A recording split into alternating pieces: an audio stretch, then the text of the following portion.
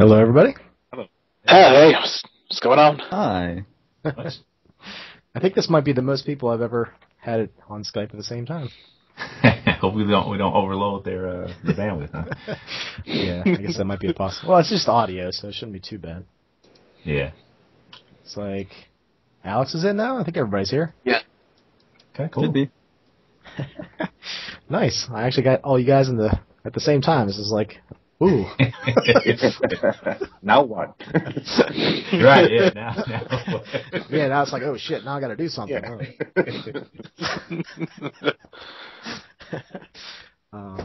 Yeah, I don't know where to start here. Some people have their character mostly fleshed out, like Rohir. I think he might be the only one that had it on the forum so far. Okay. Everybody has the link for the forum, right? In case you want to look at anything, character generation. Yep. Okay. Mm-hmm. Yep. I should probably open that up. Just have it ready. My son's fighting his nap. Hopefully he goes to sleep soon. But, yeah, let's see here. I kind of wanted to. I think the first thing we should probably do is go over the roles, like ROLES, that you guys are filling on the ship, because I think some of you guys either might want to take a second role or modify something maybe a little bit, or I could populate things with NPCs. There are there's two bots that are going to be on board. Yeah, I was going to say I think Pilot is going to need to be a bot because no one seems to want to be Pilot. I can't blame them. No, Pilot's one of those things. Like if you think about Firefly, Watch is just sitting on his ass playing with dinosaurs half the time. It's awesome. It's boring because he does nothing.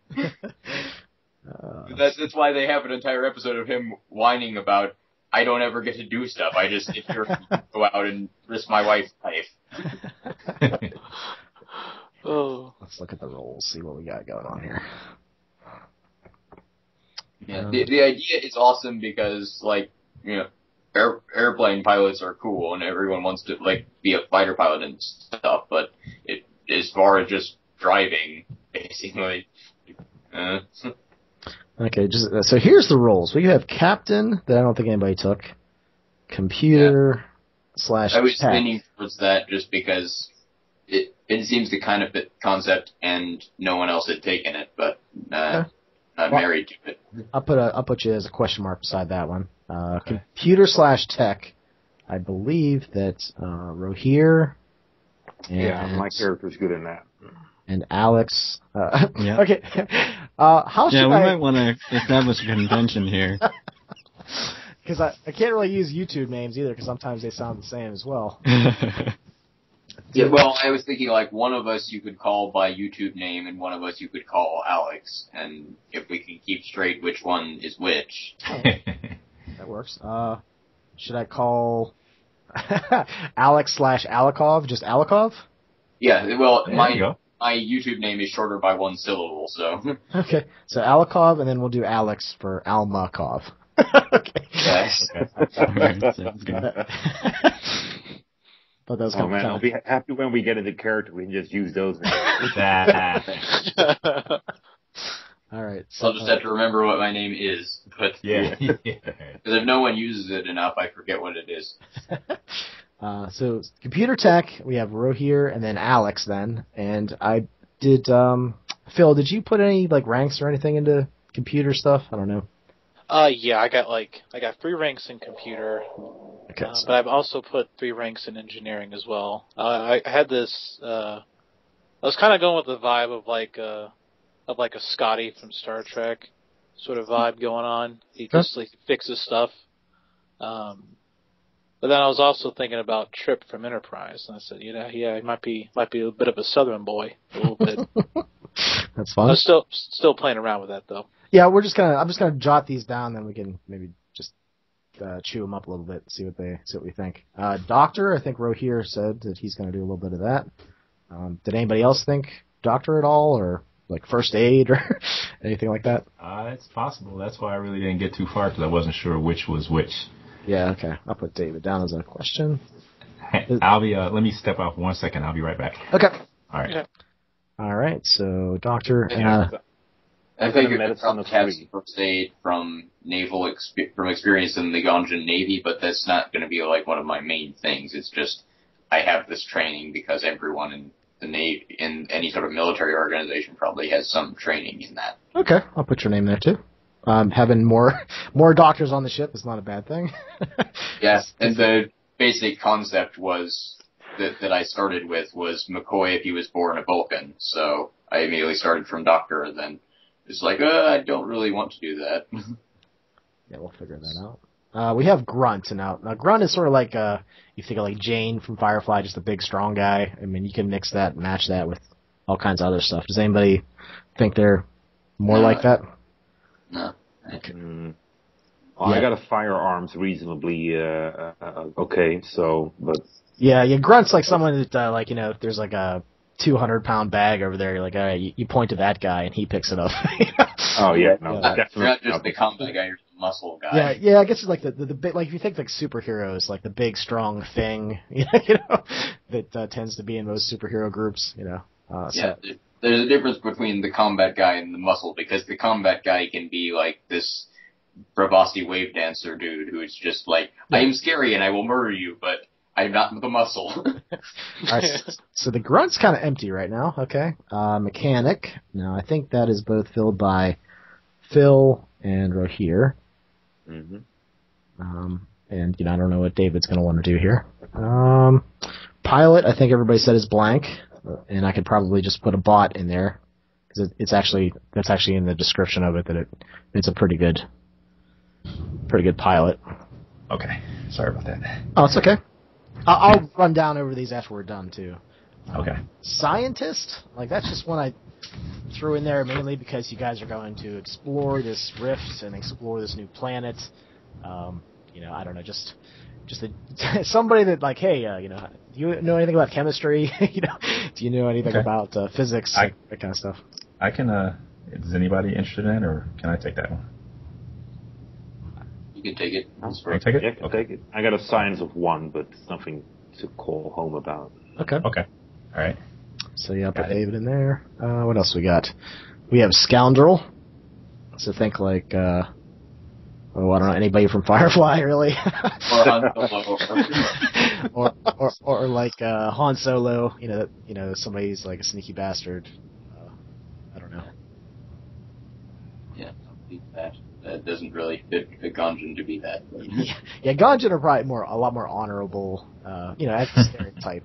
Yeah, I am the fish out of water anti-Gonjan guy. Was kind of the concept of like the guy who would have totally fit into Maverick society, but was born a Gonjan, and he still like believes in Gonjan culture, but he is willing to cross lines, which is why he's willing to work with Mavericks. So he would be the guy, like, if I do pick the captain role, who's like, yeah, you, Mr. Maverick dude who doesn't have honor, you go do that, and I'll protect my honor by looking the other way and, like, whistling while you go steal stuff.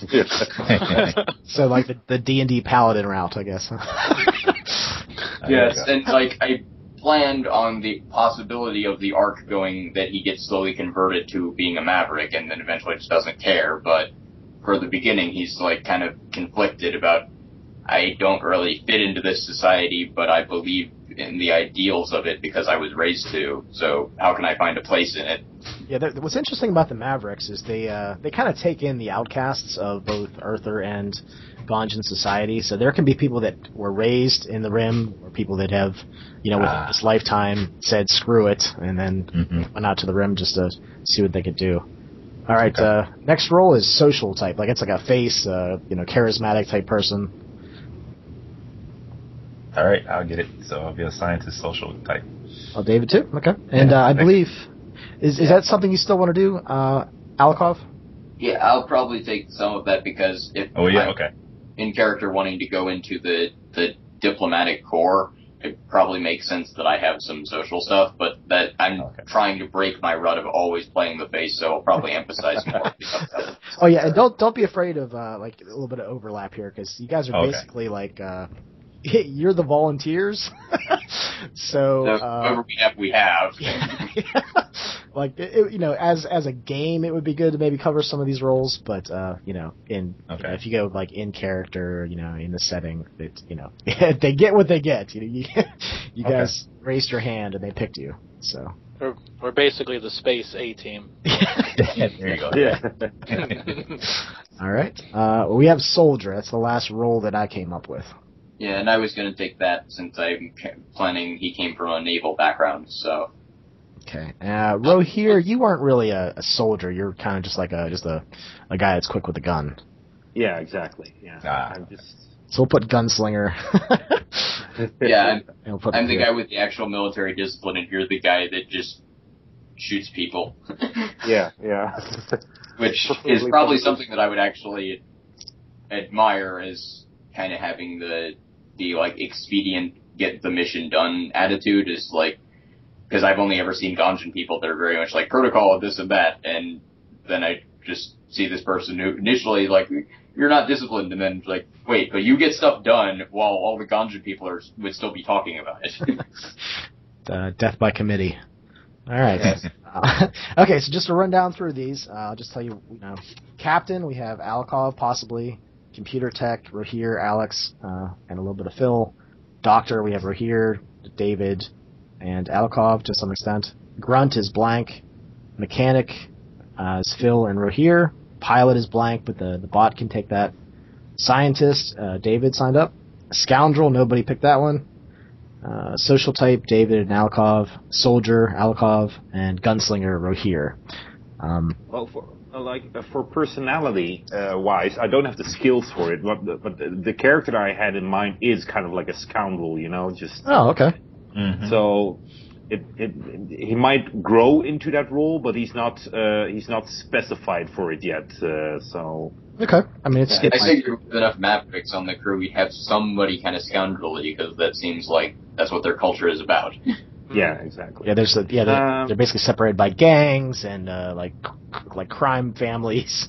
Help me out again, Tim. I've got because I might actually, seeing as we have several engineers and a couple of computer guys as well, I might actually be. It might be fun if I lean more towards like also being very connected to the ship. Because we talked about giving the ship AI or not. Oh, wow, okay. And I might actually be like, the person that cares a lot for the ship and that sort of stuff, but I only have a pilot of 1, but I have a weaponry of 2. What does weaponry do again? I might move those 2 to pilot or something. Weaponry is like handheld weapons, I believe, like swords and axes and things like that. I think you have that because of your... because of the axe I get from the boarding axe. Yeah. Mm. But you have computer tech, and that. If you're going to be talking and dealing with the AI and stuff, that's probably a good one to have. So you already have that lined up. Yeah, true. But I take it. I can't roll or do anything with my AI if the ship needs to be maneuvered or anything, right? Like if it's maneuver, that would be pilot. Yeah, exactly. So, but yeah, if. Like they were saying, pilot's kind of the one that's like, all right, yeah. I have a dot. Like I can cruise to a stop at the red. I might just be with the ship because of my high computer and AI specialty. So yeah, okay. Okay, let's see here. Does anybody? Okay, maybe we should do this one by one. So let's do Alex. You said computer tech. And then, Alex, is that the only thing that you picked? That was the main thing. I could do pilot as a secondary one, but I only have 1 dot there. There's grunt and scoundrel. You could also, I don't know, you don't, these are just basic archetypes. It's not like they're character classes in D&D or anything. These are just roles that, I was trying to think of sci-fi games and so forth, where it's like, okay, there's a captain, there's blah, blah, blah, blah, blah, blah. So your character concept might not fit any of these, but, Yeah. Well, my character concept so far has been that he's, sort of a system administrator. He's got, a neural link wired in that, keeps him I guess, in tune with the system, and he can perform he can check sensors with a thought, for instance, or control security doors or something like that. Okay. So you're kind of like the AI's little buddy. Sort of. That's been my idea, but it's kind of a burden on him because he has to end up sleeping in like a Faraday cage so that he doesn't end up subconsciously influencing things. He doesn't have a switch he can turn this thing off with. So. Nice. That sounds great. Let me think here. So system administrator, I guess, is the basic system. Okay, that works. So that was Alex. Here we talked about a little bit. David. Okay, so you mentioned the doctor possibly. Mm-hmm. You mentioned the social type. Yeah, I mean, is that it? I think. Well, let me have a question. What does really? Do I have to pick a specific science that he's focused in, or how does that work? Being a scientist. Well, there's do I have to say like genetic engineering, or do I have to say how specific do I have to be with that? You can have specialties, and if you have a specialty, it gives you basically an extra dice, an extra D10 to roll in that specific field. So let's say you picked chemistry. You would roll whatever your science skill is, plus an extra die if you had the chemistry specialty. Okay. So you're sort of a generalist, I guess, with the science skill. So you probably have multiple degrees. Oh wow. Okay. Something like that. And so if you wanted to pick something, like if you wanted to pick chemistry or you wanted to pick, what else would be good? You can come up with a new specialty too. If there's one that doesn't fit, Okay. Like, all right. Well, at this point, I mean, his primary focus, I guess, would be his science skill, and then more of his secondary stuff would be his doctor, skill, and then, lastly would be his social. And the only reason why I even brought up the social stuff was that because of the Ganjan society, and I kind of imagined him as he's someone who had been up to this point trying to rise in the the social ranks. So I figured it may be something that would be important for him to have. Yeah, so, definitely. Bump elbows and do favors for people. Yeah, which has also, I imagine, gotten him into trouble, which is why he's here. So. Okay. Do you have any other sort of ideas for your character? I mean, you still have to place your dots and things, right, in your skills. Yeah, that's why I was just kind of asking those questions right there, because I'm kind of going through it as we're talking. Okay. And basically, he is here because for whatever reason, he or because of something that was tied to his family, he's lost social standing within the corp that he belongs to. Okay. And the fact that he's with this group going out to investigate the rift, and the new planet, is basically because part of that is the way that he's supposed to regain his social standing within his core. So you do this, people might look more favorably upon you. Now, how they're really going to honor that is anyone's guess, but he really is in any position to, he's like, okay, I'm desperate, I'll do it, That sounds like the kind of character I like to hear about. Okay. That's cool. Okay. And that kind of creates connections with me too, but we're the two. Yeah, yes, we're the two Ganjin, but we're both here trying to achieve status. You trying to repair yours, and me trying to get into the diplomatic corps. Okay. Yeah. Also, we're the only two Ganjins? Yeah. I think. All right. So we can have friction over that. Like, I want the glory for this. I want the credit for this. It's like, well, I'm the captain, so I get credit for stuff. It's like, well, but no. But then we also have the potential to bond over stuff because you're the guy who's lost social status, and I'm the guy who never fit in into society. Okay. Have an in to kind of be maybe sympathetic to Maverick doctrine or something, because we both kind of see the flaws in Ganjin culture. Hey Tim, is it kind of a friendly rivalry between Ganja and the Megacorps, or is it more? I mean, how serious is it, or does it vary? Okay, as per the setting, the Earthers are at war with the Ganjan and the Mavericks. The Mavericks are at war with the other two. It's a three-way war, and then this rift opens up. And then, other shit's gonna happen. But I mean, narratively, there's no reason why, we are working all together and everything. That's just the underlying. Yeah. Okay. And I don't remember even Gungeon having orcs. I thought that was the Earther thing. I didn't know. That's why I was asking. Was there any kind of?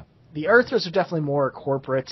Ganjin are more like class structure and society. Okay. There's the party, the Tenryu. I can't pronounce. And that's kind of like that's their one world government. And on Earth, it's like the GCG or something like that. It's a corporation. So you're probably here as you're probably trying to climb into the Tenryu party. Okay, so it'd be Tenryu. Okay, all right. I can't pronounce it. But that's fine. Yeah, I got you. So the setup basically was, as a game, I wanted to try to pick two of the best cultures to try to blend, just because I thought Ganjin were the most interesting and Mavericks were the most interesting in different ways. And the idea I had is that the Tenryu party is working under the table. This is like a secret. Like the CIA, FBI is doing this, and if you ever get caught, they're not going to say that they sent you on this mission. But they have provided two very expensive bots, an expensive AI program that they're going to put into the Maverick ship. The Mavericks are bringing their ship. They're bringing 3 personnel. You're bringing 2. So it's sort of this. If you think of like the space station on Earth, where different governments are working together, except it's under the table. So, another thing with the Mavericks to think about is there's various gangs that are out there. There's no one world government for them. So, for instance, it's in the Battlefront book, but there's the Accord, the Cartel, the Hellcats, which is all chicks, so that's out. The Nest, the Cogs, the Knaves, and Regulators. Regulators are sort of like space sheriffs, except they're not really up and up because they need money to fuel their ships and stuff.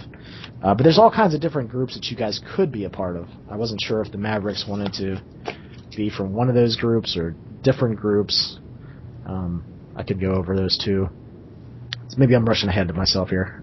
Okay, so that was David. Is that good enough for now? Yeah, I mean that sounds like a good start. Okay, all right, okay. I'm okay. This is a new setting for everybody, even me to some extent. So I'm okay with you guys bringing stuff in with flashbacks or just as you go. It's like, oh, that's kind of a cool idea. I'm gonna start role playing my character like that. I'm okay with that. Okay, not a problem. All right. So row here. Okay, Phil. So Phil, you wanted to be the Maverick mechanic. What else are you? The computer guy. And I think that's all you signed up for. Yeah. Looking at my skills, though, I realized I actually did put stuff in science. And now that I think about it, I was actually thinking about him having this alluring passion of wanting to. He wants to be a scientist, right? You get this idea that he wants to do all these intellectual things, but he ends up not doing any of those things. And he's more used to thinking on his feet, and he kind of embraces Maverick culture to the extent where he doesn't like the mainstream of thought. Like he frowns upon institutions, in forms of like colleges and stuff like that. So like he just believes in making up your own stuff and striving through that and not really working for someone else's goals in that sense. Also, one of the things I was thinking about with him is that he was I wouldn't say like a MacGyver, because the thing that struck me about the Mavericks is that I kind of envisioned them as these very all-around people, right? Because there's no one person is going to do one job. It kind of feels like that everyone has to be everywhere of some variety. So like you got like a crew of Mavericks who are going to have they're going to have skills in everything. So I figured he'd specialize himself in sort of like the more academic engineering side, with like AI and stuff like that, but also with like the mechanical aspects as well. Okay. Yeah, the Mavericks. Of course, I also have stuff in Pilot too. Yeah, the Mavericks, like, you have to survive. Yeah. So, being able to depend on yourself is definitely, good for survival. If you don't have any skill with Pilot and you're stuck in a ship by yourself, you're going to die, So, right. So that, that makes sense. There's sort of well-rounded, survivalist, live free or die kind of society. Yeah. That's a good way to sum them up. I didn't really want him to be very social in that aspect. In fact, I wanted him to become very. He feels a lot more comfortable around machines than he does people most of the time. Okay. So I always pictured him just finding any excuse he can to be fiddling with something, or just making some gadget or something, just to be away from everyone else, so to speak. Okay. What else was it? I was also kind of thinking about leaning towards a little bit on the larceny side of things, but when I think about it even further in depth, his character, he's not really. I don't picture him as a bit of a thief or anything, but he has like this. I wanted him to have like this clean conscience about things, but he does so in a very individualistic fashion, I suppose. That's one of the things I was thinking about. So is that something where you have like a dot in, I think it's stealth or something like that? Like, I don't know how you figured that out at all, or if you did put any dots at all, and that kind of stuff. Scoundrelish. It's as far as social goes. I got like 1 in cultures and empathy, and then 2 in streetwise. Okay, I guess the streetwise is kind of like the underneath of things, which makes sense on the rim too. Yeah, and physical, there's larceny and stuff. I didn't feel like putting any points in that because I felt like he probably wouldn't be stealing anything per se.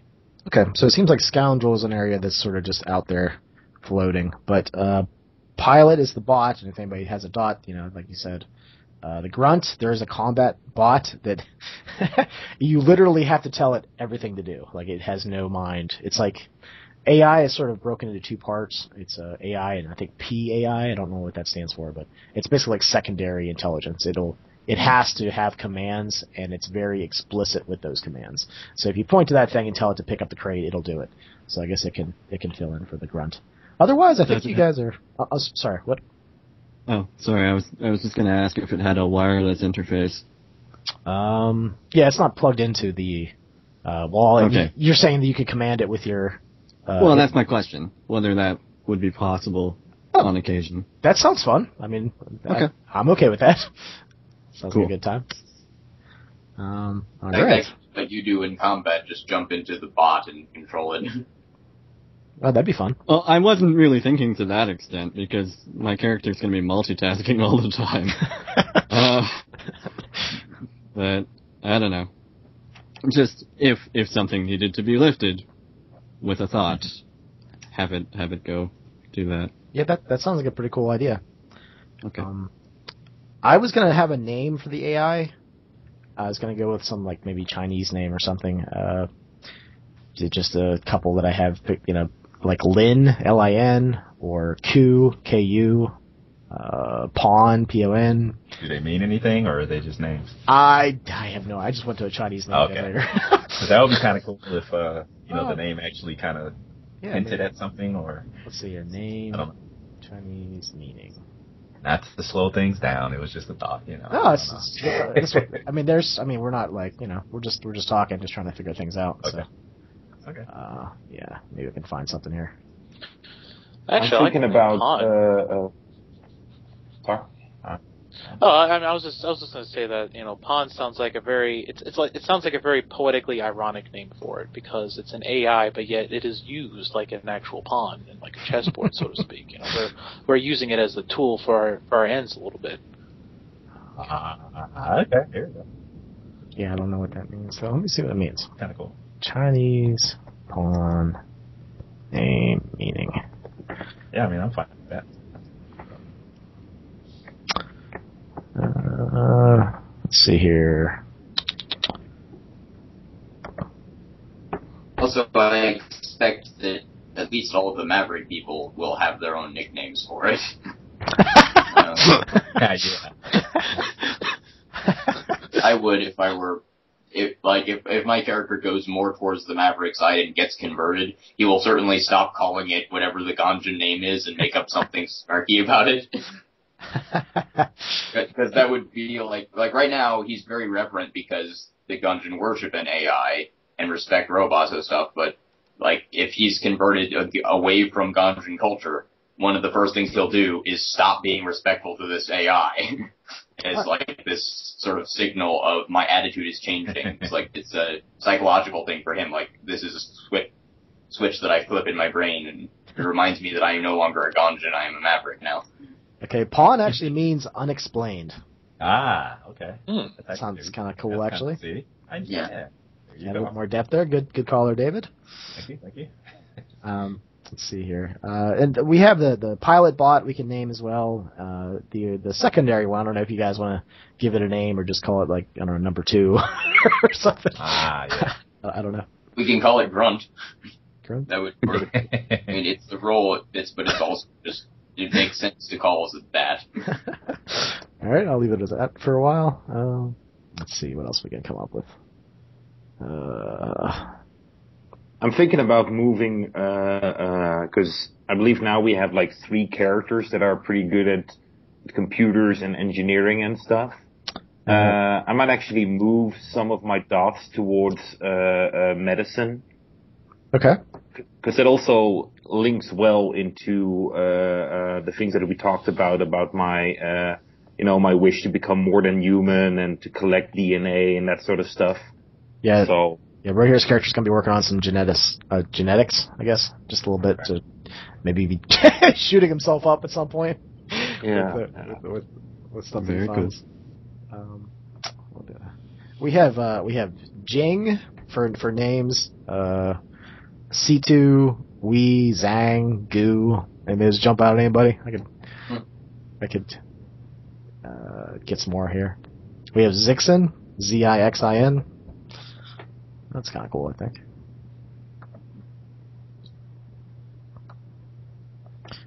But it's your robot, so if you guys want to come up with it, I'm just trying to help you guys out here. Yeah, I just like to call it like pilot or helmsman or something. Yeah, you guys. I mean, that's the thing. You guys could all have different names for things. You give it. Yes, he respects AIs, but he's also a naval guy, so that wouldn't be disrespectful for him to call it by its rank or by its position. Just for example, Zixin means self-confidence. It would be kind of thematic, since we're both. At least I'm trying to build up self-confidence, and I guess the other country guy probably has enough confidence, just doesn't have other people's confidence in him. So is that an okay name? You guys want me to find another one? I'm fine with it. Very much. I don't plan to use them, but call him "Hey bastard," you know. Yeah, right. Well, no, not until I've converted away from Ganjin, but that's cool. Even when I'm being respectful, I will call like the muscle guy probably will be Grunt, and the or something, and the pilot guy will be either pilot or helmsman. Okay, maybe I'll try to find Grunt, see if that pops up. Just start calling the bots 1 and 2 and be like, hey, number 1, get on it. Yeah. Well. All right, sir. So we pretty much have most of the character roles figured out. How about names? Do you guys have any idea about names? How about we'll start with Ro here. Did you have anything in mind? I was having a hard time because I always have a hard time thinking of names. Yeah. But I could go to someone else if you're not sure. No, I'm still thinking about it. So let me just hear what kind of taste of names everybody else has. That I might some of might pop up. All right, David, you're just jumping into things. I knew you were going to do that. I knew it. But I can go somebody else. That's cool. I'm honestly not quite ready. And then I'm still listening to like some of the other guys. You know, you guys have your characters a little more complete. Yeah. And I'm still kind of I'm looking at his skills right now, not to jump subjects, but I'm kind of still trying to dial them in. But this is kind of like a storm all over the place session, so don't worry. I do not have a name yet, but I'll get one. Let me get one right now. I'll find one. I got a question. Sure. Was the Ganjin culture, is it a mishmash of like Chinese and Japanese, or is it just mainly Chinese? Or there's definitely a strong Japanese flavor. Basically a lot of the different Asian cultures are mix and match. A lot of there's the religious themes from Asian cultures, but there's also a mix of worship of these. They're called NWODs. They're like these big AI powered bots. I did read that. Yep. And some of them, they sort of worship them in some respect, but it's more like ancestor worship a little bit. It's not really, if you think of like saints, that sort of thing. Mm-hmm. It is kind of... They're worshipped like Shinto divinities, and that can include ancestors, that can include spirits, but they basically were like, oh, well, our new god is an AI, and we're Shinto, so we're used to adding new objects of worship, and now there's these robot things, so they build shrines for them and whatnot. It's not... So is it more like kind of like almost hero worship kind of, or is it literally... This is a deity, and it's probably more hero worship, because I don't think I think see them as a very, despite all the spiritual elements, a very rational culture. So I don't think they would come up with this myth that the robots had souls that still exist. But they each of the robots epitomized a role, and then they founded various katas, which are basically like special forces groups around each role. So these guys are basically like the patron saints or heroes or mythic founders of those groups. Okay. Okay. Just chill out in the background, David. Sorry, I didn't want to pull you out. I almost got something. I'm almost. I have nothing either. Well, how about you, Alikov? You seem to have more of a...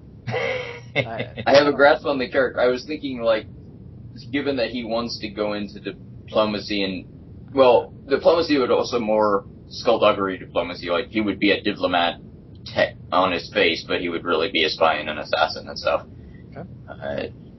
Or at least a scheming, very cultural dominant kind of screwing everyone over for the benefit of my culture type of diplomat.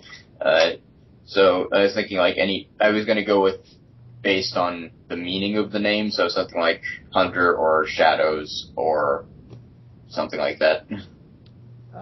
So maybe just maybe that's something you can do then. Just maybe look for Chinese words, type in Hunter, Shadow, Stalker, something like that, and then see what pops up. Okay, so we got Phil. Any idea for your name? I only got a first name and sort of a nickname down, and the name that I had popped up originally, I just threw it on there just as a name until I could come up with something else if I ever did. So right now it's Theodine, and his nickname would be Theo. Ah, there you go. Okay. Okay. The Chinese word for hunter is Lai Ren, so I can use that. How do you spell that? Anglicized, it's Lieren. Oh, okay. That's cool. And what does that mean again? I'm sorry. It means hunter. Hunter, okay. Yeah, that sounds cool. Phil, and then we have Alex. Do you have any idea for a name? Yeah, I was struggling a bit, but I'm thinking right now for his actual name, Bryce Pascal, and for the nickname, which I hear is important for Mavericks. Yeah, it usually is, yeah. Signet. Signet. Ah, cool. That's kind of cool. Yeah. Yeah, I didn't really have much rationale, just... It sounds cool, though. That's hey, you can grow into it, Right, yeah. Yeah, there we go. So yeah, we got two names that are still blank, but we can get back to that. That's not a problem. Oh yeah, I'm ready. Oh, David, ready? Okay, cool. Oh, okay. Kazuko, the first name. How do you? Kazuko. Kazuko. Nice. And so Kaz will work for a nickname. Kaz, okay. And Ataru is his last name. Hat, Hataru. Hataro. Okay. Which means firefly. Nice. Yeah, I think we probably both have little things. Nice. That's awesome. All right. Looks like it's down to Rohir with the last name. All right. Put some pressure on you. Oh man. Oh god. What are you doing to me? I still have to think of the last name, but seeing as I've moved some dots around, and he now has a medicine of 5. Oh wow! So he's going to be really good at medicine, and he's going to be called Colt Magic Fingers. Okay. There you go. So Colt, C-O-L-T. Yeah. Magic Fingers.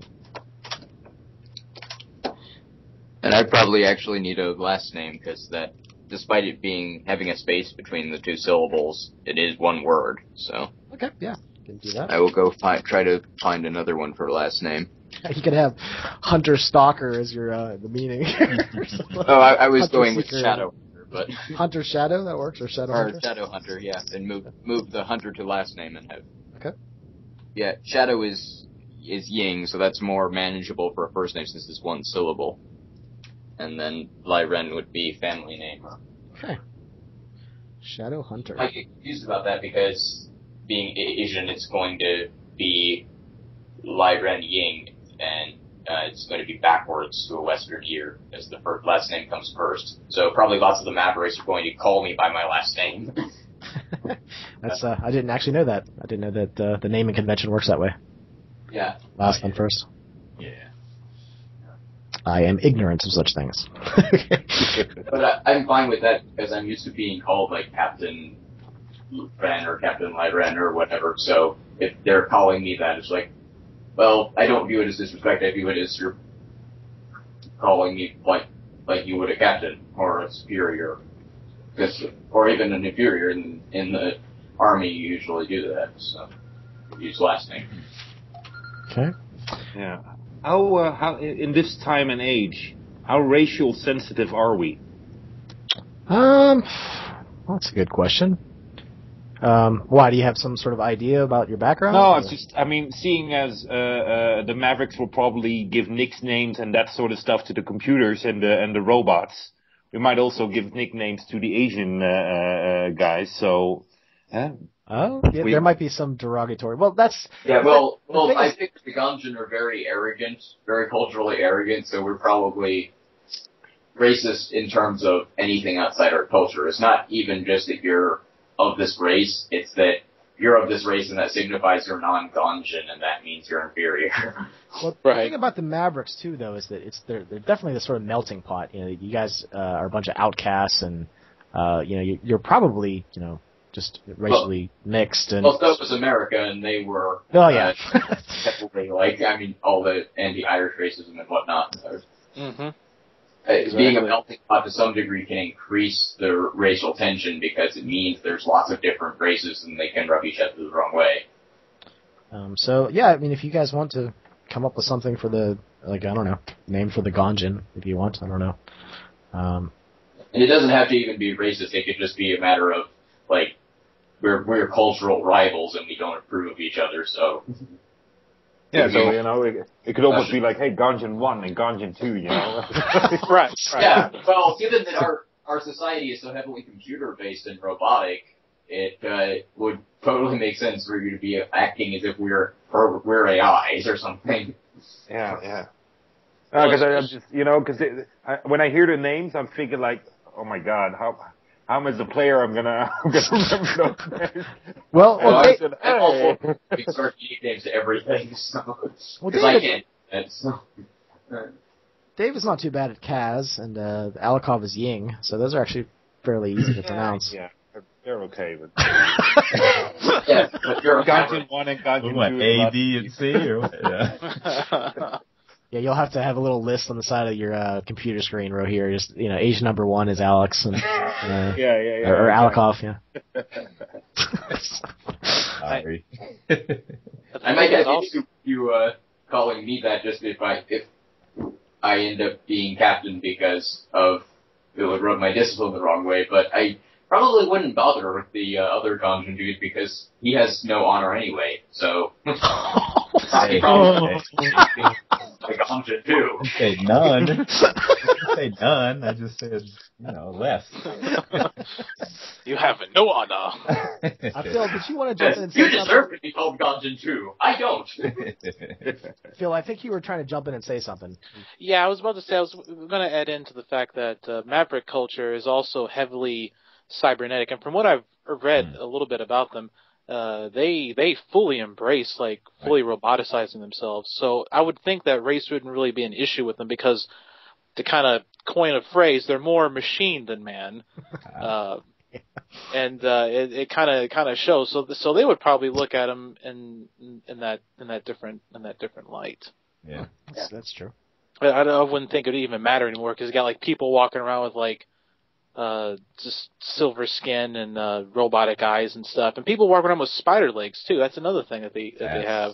Yeah, crazy. Yeah. Yeah. So they embrace the differences, hopefully, almost to a rebellious extent, almost in a way. So I almost look at them as a whole culture of cyberpunks, almost in a way. Yeah. There you go. Yep, that's kind of how I saw it. Yep. Yeah. There's the transhumanist sort of theme is definitely stronger in the Mavericks than the other two. Mm-hmm. The transhumanism is strong in this one. And there's an in with Gonjin too because we respect, or at least for my character, he would look at it as well. I respect and I worship these computer entities. So, and I view at least I view several AIs as superior to me and superior to humans. So I can get that. It's I don't necessarily. I might view it as slightly blasphemous or disturbing that you're trying to become them. It's you should accept your place as inferior to them, but I could definitely be open to that being a positive thing because I already see computers as superior. Or as possibly superior. Obviously there's Grunt is the little muscle guy is not superior to me, but computers have a greater capacity for intelligence and stuff than humans, so. Okay. If I can be moved to where I'm more individualistic, I would totally be for turning humans into computers, because I would still think computers are superior beings. I just might not like being subservient to them. Right. And that would immediately lead to, we have to become them so we can be on the same level, so that I won't be a pawn of this AI forever. Nice. All right, so we have the names figured out. We have the roles pretty much covered. The bots are filling in the gaps for the most part. Okay, so I got a question. Sure, yeah, hit me. Sorry. No, don't be sorry. Did we have I'm looking at our roles and kind of listening to what everybody's doing, and we had a soldier, but we didn't have a grunt? Yeah, grunt bot. Yeah, the only grunt is the robot that is mindless. Now, what's the difference between the grunt and the soldier then? Well, a grunt is if you think about superheroes, the big strong guy. The guy, that kind of guy. Okay. The guy that carries stuff, the pack mule, okay. That kind of stuff. So that's just they're pretty close actually, but soldier's probably more disciplined, probably better with shooting. The gun might be better with a big club, okay. or an axe or a big stick, or throwing a tree log at somebody, that sort of thing. Okay, all right. Okay, less finesse. So I guess it's kind of like the you got the duo from the 1920s thugs. You got the small guy who's wisecracking and he's the face dude. Then you got his bigger, more bruly guy who breaks the hands. Yeah. Somebody with grunts would probably have a higher stamina, higher strength. Okay. Okay. With the soldier would probably have a higher dex, and I don't know. They're just generalizations. Okay. I think of it as the mountain that rise versus a Pravasi wave dancer. One is very much not disciplined and smashes things, and one is extremely disciplined and extremely scary and murderous, but not muscle at all. So the grunt would probably be better. I think it's is it athletics? Is that the name of the skill? Don't have it. I was just curious. I mean, okay, that's fine. Okay, no, I'm not interested in the grunt role. Okay. I should probably have the skills out. It wasn't the first thing that came to mind, so. Start a campaign. You want to become a grunt. That's right.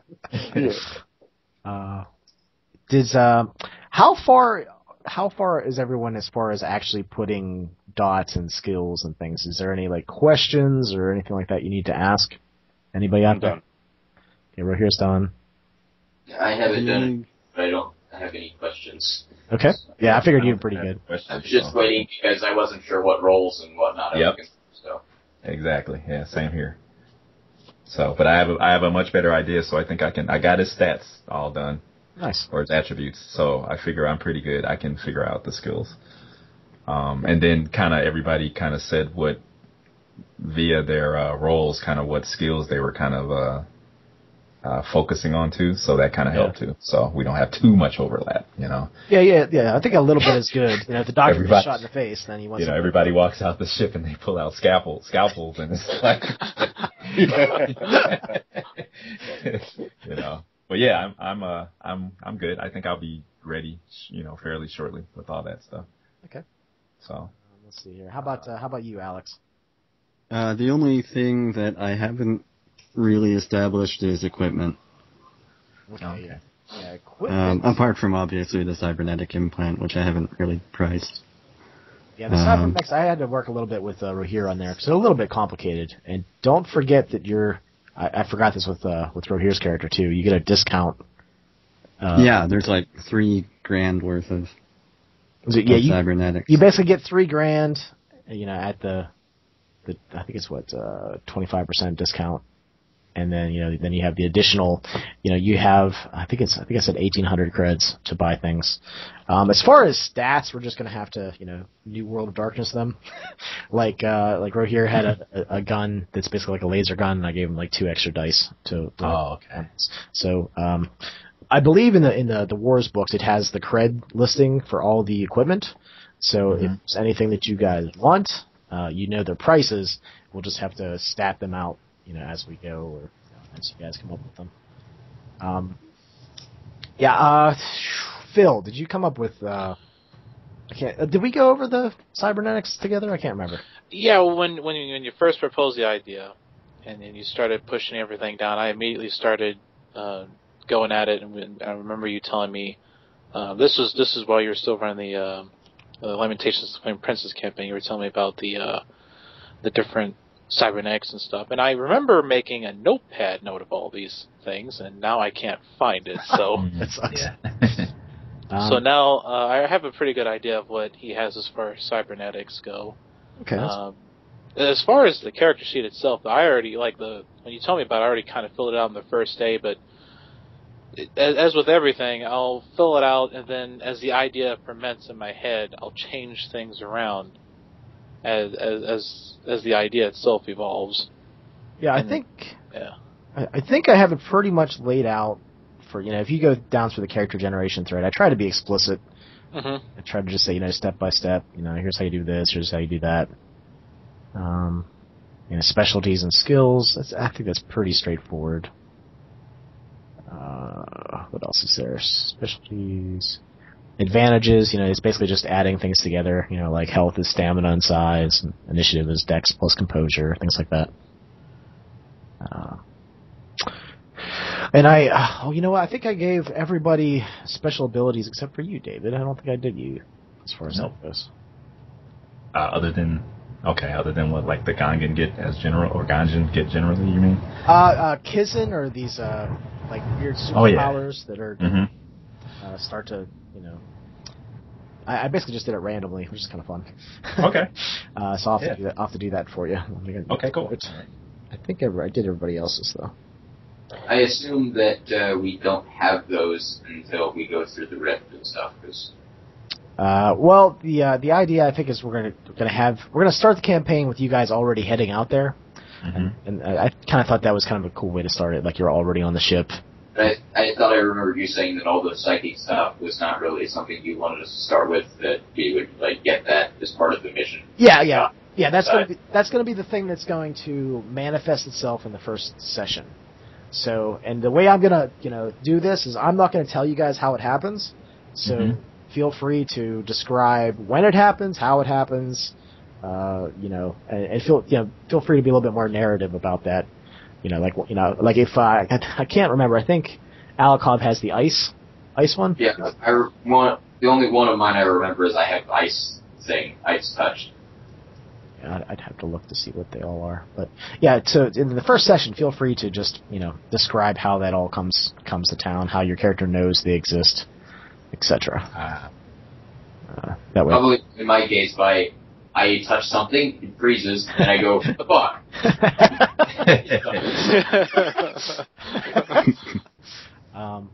For the Doctor character, Rohir, in the Cybernetics, Drugs, and Symbiotes Oh My thread, I listed a bunch of things that you have in the medbay.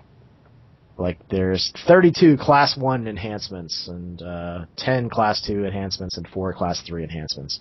And I basically put beside them what they do, and how long they last. So that basically comes down to whenever you guys think you want a little extra shot in the arm, or some ocular gel shoved in your eyes. Wow. Cool. I'd be like probably constantly pushing people to take those. No, you should definitely try this out. It's great. I'll just be monitoring you how you do it. Man, it's hot out there. You're gonna need some more thermozine shot right in there, Yeah, exactly. Yeah, that just totally plays into my perspective or perception of sleazy mavericks. So, like, my character is very much like he is a drinker to a degree because he's in the Navy, and he has a taste for good sake, but he's like, every time you try to push like drugs on me, it'll be like, well, I have my sake and I don't want other crap. All right, sorry, I'm all over the place, guys. I hope that's okay. I'm just sort of looking around. Although I think that's fine. Once I start like freezing stuff, whatnot, I'll probably be running to you like, what the hell? Give me something to fix this. Sake, that's cool. All right. So, first of all, get completely drunk, and then come running then have this drunken idea that maybe the crazy maverick drug dealer guy can give me something to fix this problem. Did anybody have any questions about the virtues and vices? Like, I tried to list what they all were and what they meant. No, I'm especially happy now with mine, seeing as I'm becoming the Doctor. That's cool. Yeah, you basically I'm slothful, so. Oh, great. That's why you're pushing drugs on everyone. Away from the operation table, and we'll just squat him down there. Doctor, he's bleeding out. Oh, just, I'll get to it in a little bit. Yeah. I'm on the internet here. Yeah. Gosh, can this wait? Jeez. Missing a couple 5 of minutes and you've already got yourself down. dead. Just let him die. We'll get a clone. Gosh. I ain't wasting drugs on this. I'm thinking like ambition and pride, or ambition and ambition, or something like that. Because the vice should represent that he doesn't really fit in it. I think pride, like I'm not going to overdo the pride, like he's completely arrogant or something, but just that's why he doesn't fit in Ganja society, because they're not. He's an iconoclast born into a society that does not have room for iconoclasts. So he would be the guy. They'd be very like charismatic entrepreneur guy or explorer or whatever. But Gunjan society does not have that. So he went into the military hoping he could become it, but just ended up in this list like second mate on some ship, still having to take orders from people. And then finally, like, well, there's actually room for an explorer now. Here's this secret thing. Cool. And that's why he wants to go into the Daigen Kata, the spies and stuff, because they work alone, and they work in other cultures. So there's more room for him to, like, not have to be shackled to the Gunjan hierarchy without completely disowning the culture. Like, I can serve the Gunjan, which I believe in, without having to put up with the elements of Gunjan culture that I don't like. Looks like Wes woke up. I'll be right back, guys. Feel free to keep talking to each other. Mm-hmm. So did you guys, anybody get any gaming in yesterday evening or yesterday at all, or recently? No, I didn't. No. It's terrible. Shame on you guys.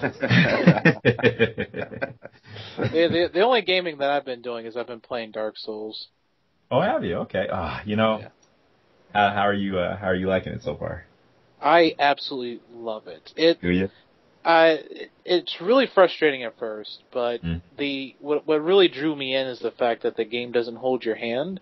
Yeah. And at times it's really cryptic, because there are things that I look at myself and I go, how did anyone discover this?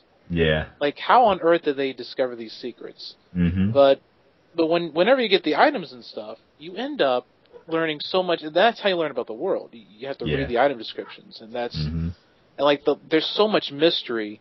And like I was looking on YouTube and I was seeing all these videos about the Dark Souls lore and people making these theories and stuff, linking characters and stuff and saying, who's doing what and what's going on, and it gives you such an awesome perspective. Okay, I gotta look at that. Okay. Yeah, and like when I was looking at it, I was like, wow, I get a completely different perspective on the gods and stuff, and all the political machinations that's going on between them. And then you end up looking at your own character in a different light.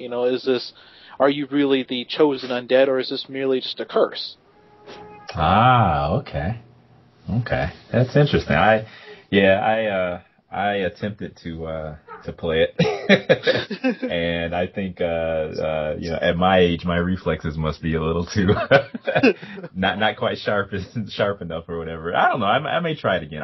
The other thing is I also was playing the PC version of it, which may be a little more.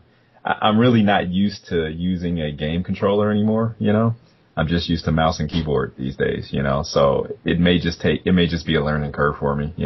But that was one of the things that was really interesting, was that I just like the look of the game, how kind of dark and foreboding and shadowy and, grim everything is. And then I heard that there was actually a lot of lore in the game, So that was one of the things that kind of, made it interesting for me. Yeah, I mean, like, most games, they just kind of spell it out for you. It's like, here's lore, go ahead. And when it comes to Dark Souls, you have to find it. They make you look, and when you find it, you feel kind of rewarded for it in a way. And and that lore in of itself ends up becoming its own mini mystery. So it's just a lot of layers to it. I really like it. That's cool. That's good. I also love the design of the armor in the game. It looks, it's like, they based it off of a realistic sense, but then they threw in the fantasy, and I believe they meshed them quite well together. Mm-hmm. Yeah. Yeah, I think that's everybody, it's one of those games, you either love it or you hate it, I guess, One of my friends at work he had played it one time, and he came back to me and says, I'm not playing that game anymore. I was like, what happened? And he looks at me and goes, well, I basically didn't get past the tutorial, so I gave up. I was like, what? Oh, wow. Yeah. And then I played the tutorial, and I was like, oh, I see why. This is crap. What the hell? Okay. Yeah. Yeah. That's like the steepest learning curve I've seen. But I like it. Welcome to Dark Souls. Die. Yeah, right? Yeah. Right, yeah. Yeah. Well, I've a friend of mine, he's running a fantasy Fate Core game now. And we had a session of that last night, and I've never had so many technical difficulties ever. Google Hangouts was just, I don't know what was going on. I don't know if it was just somebody was trying to tell us that we weren't going to do anything yesterday. It just wasn't our night, but I'm back, guys. It was really just glitchy. And then I usually try to record our sessions, because I usually try to edit them out just to get out all the junk, so I can try to take a half hour to 45 minutes off of the time, because a lot of guys upload their sessions onto YouTube, and they're like 3 hours and stuff, and realistically, you really can't sit there and always listen to something for that long and everything, so I don't know, it's kind of tough. I don't know, I don't even know if anybody listens to sessions like that long. I'm not sure, but I've been trying to be more active on my channel and everything, so So I've been trying to record our sessions and stuff, and even that software was giving me problems yesterday, and it just was, I had to end up just saying, forget it, I'll just have to try to do a recap or something. But, so we started about an hour and a half later than we had planned, which sucks. And, it was a pretty intense session, and one of the guys' characters pretty much almost bit the dust. And, by the time we really got done, it was about 1:30 in the morning. Wow. And by that time, everybody's getting kind of loopy, because we're all old guys, It's like, So, we actually ended up ending the session in the middle of the last, encounter, which sucks. That's really bad, Yeah. So, and then, we found out that we're really not going to be able to pick up anything until like 2 weeks from now. So I don't know what's going to happen. I don't know if he's going to just, narrate the rest of it, or if we're going to try to maybe finish the encounter play by post. I don't know what he's going to do, but it was just really, it was tough. It just, technology was not on our side yesterday at all. There's been a few days when my games were like that too. You just want to bang your head on a wall or something. Yep. Horrible. Sorry about that, guys. He usually sleeps later, but he only took like an hour nap today. So we'll see how that goes.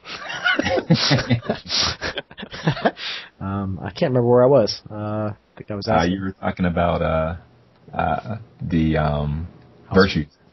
Oh yeah. Does anybody have any questions about virtues, vices, or aspirations? That's something I threw in there from the latest New World of Darkness thing. I didn't see that. I saw the... Okay, there it is. Okay. Yeah, aspirations are basically things that you like. You're telling me this is what you want to try to include in the campaign. Okay. Tell me that. So, okay. Yeah, and I kind of wrote how they are. I had to work with Throw here a little bit but he got 1, 2, 3 pretty quick. Okay. I got become more than human, have the best collection of DNA, and gain fame from deeds and invention and progress. Okay, those are good. Okay. I don't think it's not going to be a problem. I think I can think of some. I think I can think of 3 decent ones. I don't see that being a problem for me. Yeah, it's just an idea on like what you want to try to include, and I'll try to keep an eye on those. And I'm not always the best at that, but I'll definitely try to do that since I'm including them. Okay. How about you, Alex? My short-term one was figure out what's going on with Rift and stuff, and the others were find a place in Gauntlet Society or just in the world, just out of character. In character, his aspiration is to find a place in Gauntlet Society or a way to contribute to it. Out of character, I'm almost hoping he gets converted to being a maverick, so I just would say find a place in the galaxy. And then like another sort of short-term specific one was impress someone and get into the Daigen Kata, assuming I don't just step back to the mavericks. Yeah, and the Daigen Kata is one that's dedicated to one of the NWODs, if I'm not mistaken, right? Yeah, they're the espionage diplomacy people. Okay. So Alikov actually answered that one. Alex.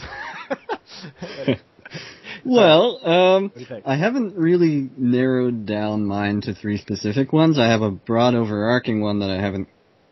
Yeah. What Bryce is most interested in finding is a balance between security and freedom, long term.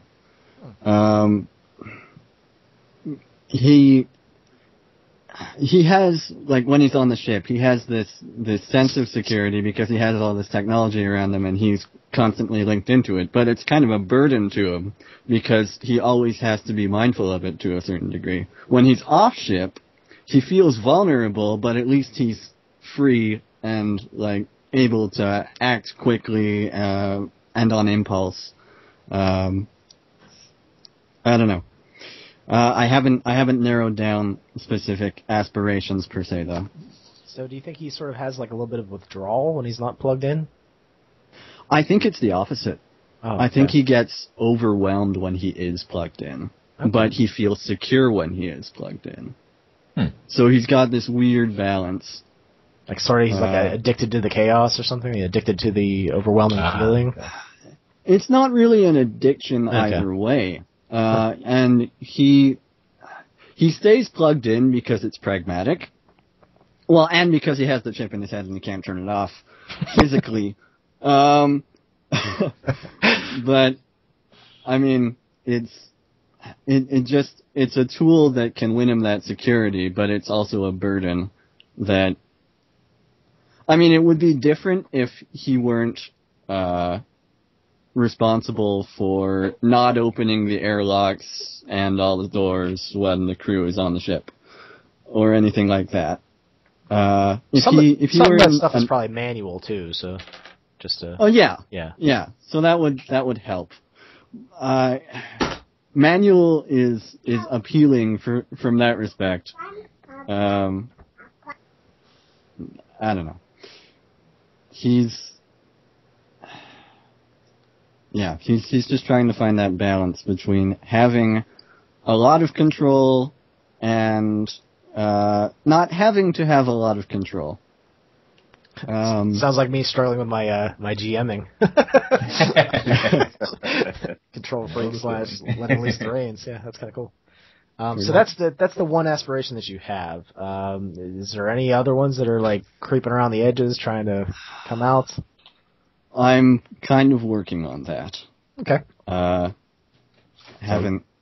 That's been the main one that's stood out for me so far. That's a good one. I like that one. All right. I think, Phil, did you talk about yours yet for aspirations? I can't remember. No, I was actually really thinking about that. Along with the vice, I picked 42 as my virtue. I'm having trouble picking a vice for him. I kept mulling over the list on that day too when I just put everything down, and I was thinking, what vice to give him? I'm trying to pick a vice that just would make sense for his character. I'm still trying to get the feel about what I want, because I don't want him to be. I don't want to like end up playing a character that I don't get. Yeah. You know what I mean? Yeah. Because I end up falling into that trap sometimes where I have all these ideas, but I haven't honed them. So what happens is I'll end up have this mishmash, this modgepodge of a character, and he doesn't go one way or the other because there's too many mixtures of ideas. I see. But I really don't know what kind of aspirations to give him at the moment. I think recognition, though, would be one of them, because I think, like I said earlier, I think it'd be a cool idea if he, like I said, he wants to be like a scientist. He wants to be recognized for his work. He just doesn't want to do it by. He just wants to do it on his own. He doesn't. He wants them to give him the recognition without needing the paper to back it up, so to speak. Okay. I guess it's one of the aspirations, I suppose. So you want to get recognition for your scientific, or just recognition in general? I guess something like that too. So that's another part. I got really mulled that over. Okay. I mean, these are things that they don't have to be done right now. You know, in fact, right. if you write down 3 today and then like 2 weeks from now you're like, these suck, you can change them. It's fine. I don't care. If they don't work for you, just change them. That's not a problem. And same thing with Virtue and Vices. If they aren't working for you, or you thought the character was going to be like this, and then you start playing, it's like, yeah, he's really not like that. Now that I'm playing him, you don't feel free to change them. That's fine. I was thinking about just giving you guys like just willpower per session, and not necessarily worrying about giving you willpower when you do those things. But I'm not sure. Do you guys have a opinion on that? I don't really like bothering with that. But I mean, I'll take extra willpower if you're going to give it to me, but I don't care. It doesn't affect how I would play the character. Okay. Or I think it should, so. That's fine. It's a little bit easier on bookkeeping, too. Just like, okay, you guys get 2 more willpower. That's fine. Excuse me. Let's see here. Yeah, I don't have a preference. Okay, so that was that. I wanted to ask about the house rules that I came up with. Because again, this is where I'm having that thing where it's like, how much control do I want to have over the game? So I want to throw this out to you guys. I I tend to prefer Old World of Darkness because it has botches. Like, shit gets really bad sometimes, but that might just be my sadistic nature coming out. I don't know. Evil GM sort of thing. So the first one I came up with was a botch roll. And, like, let's say you roll and you fail your roll. The rule I came up with is you roll a d10. If you get a 1, you botch. So it's like a 10% failure when you fail a roll. I don't know if that's too extreme. Do you guys think it's dumb? Do you think I should get rid of it? Is that okay? I don't know. It's not. I would say it's not your like specific thing because I know lots of people love. It seems like everyone loves critical failure rules. I despise them, but I'm willing to be with them because everybody else seems to like them. Well, I mean, if you despise them, I mean that's pretty strong. So. I don't know. It's a pet peeve of mine in gaming, but it's something I can deal with because it's always been there. Like it's just part of most games.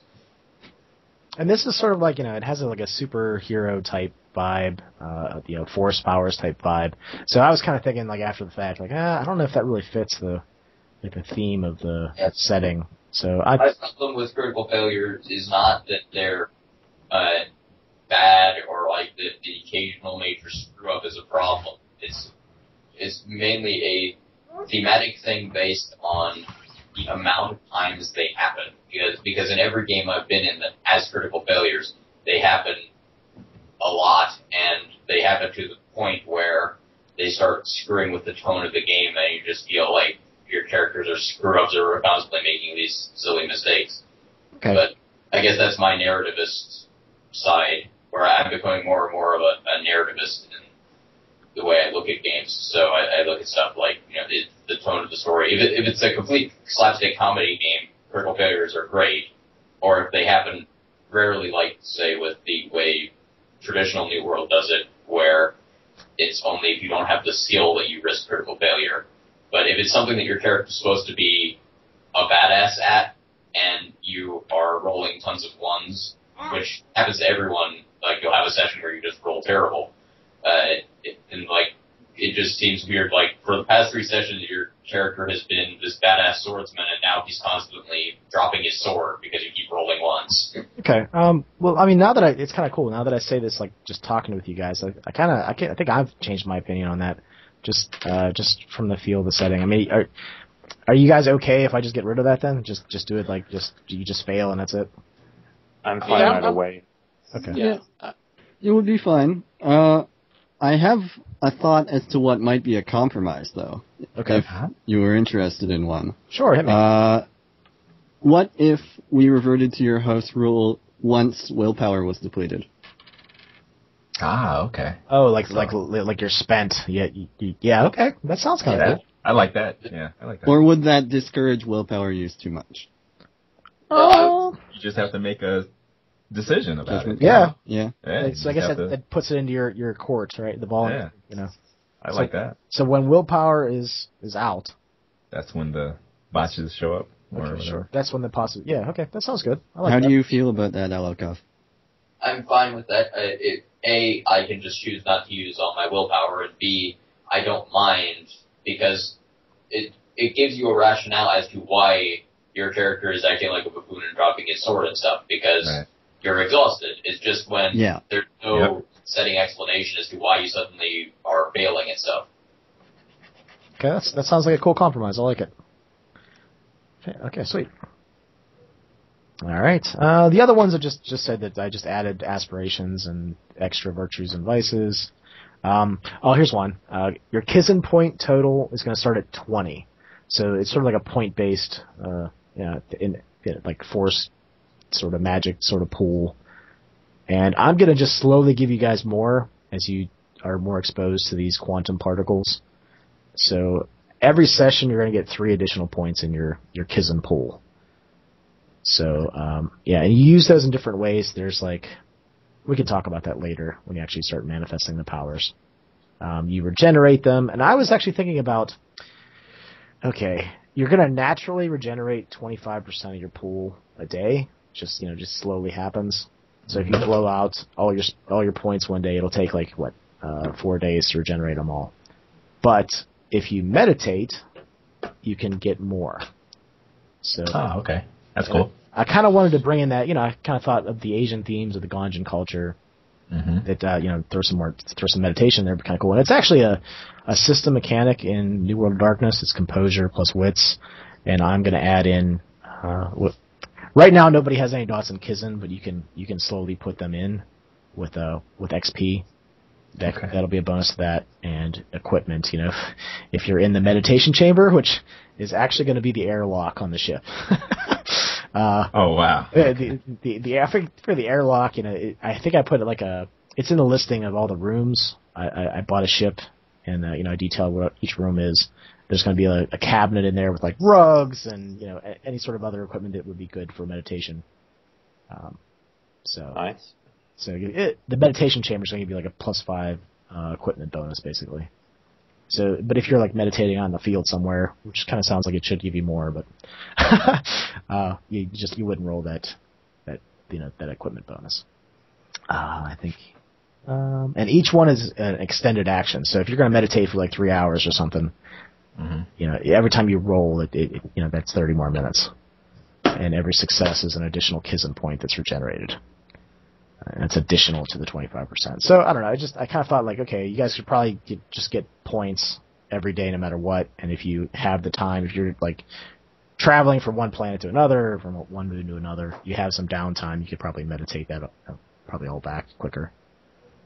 Also, I don't know, depends how Maverick Society works and how these characters work, but, Ganjin, obviously coming from an Asian culture, would have practice with meditation and probably would come up with this idea of maybe I should meditate to get my power back. I don't know if Mavericks would really think of that, although I guess they could see Ganjin doing it and go, oh, he's getting power back by doing it. Yeah, you guys can roleplay that out. That's perfectly awesome. Yep. I picture my character not even realizing it. He'll probably just be listening to music and be like, oh well. Yeah. Yeah, that's his form of meditation. Yeah, I can see that. Just hanging out with the machines. Maybe you meditate in the engine room. Right. Yeah. Become one with the sound of the engines.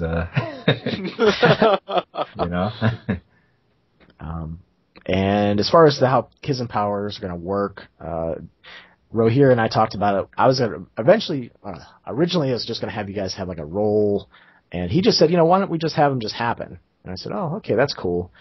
It kind of, it goes with that superhero kind of vibe, I guess. The only thing that if you're targeting somebody, then they're going to get, I'm just going to use saving throw, but it's actually either rolling willpower or rolling 2 of the 3 resistance stats. And willpower really is just 2 of the 3 resistance stats. But, depending on which one it is, if one makes more sense, I'll have you guys roll that, or they roll that instead. Yeah, that's pretty much it. The number of Kizun powers that you can have manifested at the same time is basically going to be equal to int plus Kizun. So that's another motivation to put dots into that if you want to have 4 of them up at the same time or something crazy like that. Yeah, and I think that's pretty much the house rules. Okay. Yeah, it's basically just a point, pool of points, and you can spend as many as you have. There's some that are innate. You just have to have they're on all the time, so you just have to spend that point total and just pretend like you don't have them. So they're just on, and if something happens where they would be useful, they're already there. But other ones you have to spend points for. Cool. Let's see here. Again, guys. You rolling the dice, Wes? Okay. Let's see here. Does anybody just have any general questions or specific questions? I'm just trying to get things knocked. Well, I have a question about the ship. Okay. How does gravity work on it? Okay. As per the setting, there's grav drives. That's the engine, and it actually is going to produce a gravity, a false gravity, on the ship itself. There is going to be spots on the ship where gravity's a little wonky in places, not Earth norm, but so you might be lighter on your feet in some sections of the ship than others. Probably, So that's basically it. Okay. The engine works on gravity waves, I believe. It's going to be like warping space time, and you're going to be riding on a wave of that. And that's in like Grav 1.0. moves pretty slow. Grav 2.5 moves a lot faster. That's what your ship is. And I think it moves, again, in 30 hours, 1 AU unit. Distance from the sun to the Earth. Oh, okay. In 30 hours. I think so this is all set in our, our universe, our galaxy. So, our solar system, that's what I'm looking for. So, there's actually, I think it's in the Battlefront book, there's a system of travel between planets that I'll be using to try to figure out how long each trip will take. Mm-hmm. So, depending on what's going on. Cool. So if we kill the engines, we're floating. Yeah. So if the engines aren't working or broken, or some technobabble word part is broken on the ship, then yeah, you're just going to be like floating through a space station, or like on the NASA shuttle. Okay. That's going to make up some very hilarious scenes. Someone's going to be in the shower, the engines are going to cut off, and someone's going to be hitting the comm like, Theo, what the hell happened to the engines? Hey, I'm working on it. And what's going on? I'm pretty sure that when water is in zero gravity, it's a pain in the ass. So if you were getting like a bath or something, that would be such there'd be water droplets floating, bubbles of it floating through the air, All right. Is there anything else we need to go over here? Oh, I just, me and Alec, a long time ago, did like a social contract type talk. And, Alec, you're probably better at talking about this kind of stuff than I am, because I'm sort of new at this. I sort of fumble through campaigns, like halfway through it, they're like, oh yeah, I probably should have told you guys this, or, like, oh, you should have told me that, that you thought this game was going to be something that I didn't think it was going to be. Oh, okay. So, I want to make sure the expectations and, the way I think it should go, line up. And like I said, I'm going to try to like let loose the reins a little bit in this campaign. Well, I got a question. Okay. Real quick. Okay, well, you keep saying it's going to have or it has a superhero-ish vibe to it. Yeah. What exactly do you mean by that? Okay. Well, these powers are going to just slowly start manifesting. Mm-hmm. So it's not something that you're going to pick. They're just going to happen to you, and then you're going to have to deal with what is happening. Yeah, it's sort of like, like a superhero, I don't know, he has an accident and he just slowly starts to change. Oh, okay. So that's going to happen. It's also sort of mixed in with like the Star Wars Force, like the Jedi powers, because I believe that's a lot of the inspiration for some of those powers and things. So that's in there too. So it's sort of like a blend between the Jedi and Fantastic Four. It's more with the powers and everything. It's closer to like a Star Wars feel than a technical sci-fi game is what you're Well, it's interesting. What I mean? It's interesting because it has elements of both. Because the setting is set in our solar system, so there's a lot of real world science that's going to be describing the various planets and moons and things. I'm going to be using AU units for travel, so if you're going all the way to Pluto, it's going to take a long ass time. Oh, okay. Things like so, and the only thing, so it's very. There's a lot of science in the books themselves, but the wonky factor gets thrown in there with the powers. Okay. So it's almost like a mostly scientific based setting. You add on the Kizan powers, which are a mix of like superhero / mutations, like X-Men / the Force powers, and it's in space. So, and I mean, and everyone should know there's going to be aliens in the game. Mm-hmm. And when I think of them, the themes of like Alien, like the Alien franchise, come in there. They're gonna be a little horrific. And so there's going to be a little bit, like a dash of horror in places, but it's not going to be an overwhelming sort of thing. So in general, I mean, are we, are our characters essentially going in blind to a certain degree, or I guess what I'm trying to say is from a campaign point of view,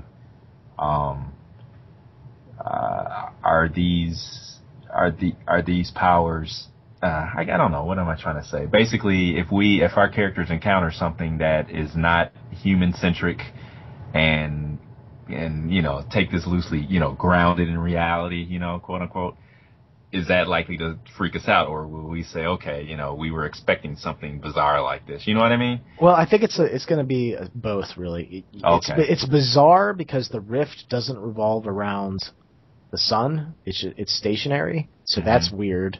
Okay. The fact that it just ripped and is still there is weird. Like astrophysics wouldn't have predicted a giant rift in space-time between us and Jupiter, so that's strange. The fact that the new planet has entered our solar system is very kind of bizarre and strange, and the same thing, astrophysicists wouldn't have been able to predict that.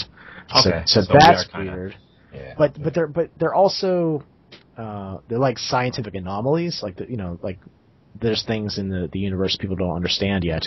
So that's kind of so you're going in a little bit blind. You're not really sure what's there. You're coming from a more scientific background. There's not a lot of until these powers start to manifest themselves, it's like our real world as far as that stuff. There might that's really what I guess I was getting at. Yeah. So no one has really been exposed to any of these crazy powers as of yet. No, and anywhere. Your group is gonna be the first one that actually gets exposed to it. So that's kind of cool too. You're the guinea pigs, Okay, no, that gives me an idea of how to approach everything. That's what I was really looking for. Okay, cool. Exactly. Not if we get an extra hand all of a sudden, you go oh, that's perfectly normal. Yeah, exactly. Yeah. Oh, I've heard of this before. No, you haven't. Yeah. So you're coming from a more realistic background, and then we'll go back to Game of Thrones, The Song of Ice and Fire. It starts out very mundane and realistic, and then as the books go on, it gets weirder and weirder. Okay. So that's kind of how the campaign will probably work out. Okay. And there's also a war theme. Like I said, there's the three factions of humanity that don't like each other. And then there's going to be more that jump into the fray. Let's see here. Okay, so did I answer that? Okay. Oh yeah. Okay, cool. That's fine. I don't know. How about that's something similar of varies, because when you talk about genre, there's a spectrum of any genre. There's very different versions. So as far as sci-fi goes, I'm guessing we're leaning more towards the action comedy sci-fi side than the philosophical exploration Star Trek style thing. There's exploration themes, but I don't know about comedy. I really honestly, when I think of this campaign, I don't think of comedy. I don't mean slapstick. I mean Firefly. I could see there being comedy with the character and character relationships. The Firefly plots are serious, but it's Whedon, so it's full of comedy stuff.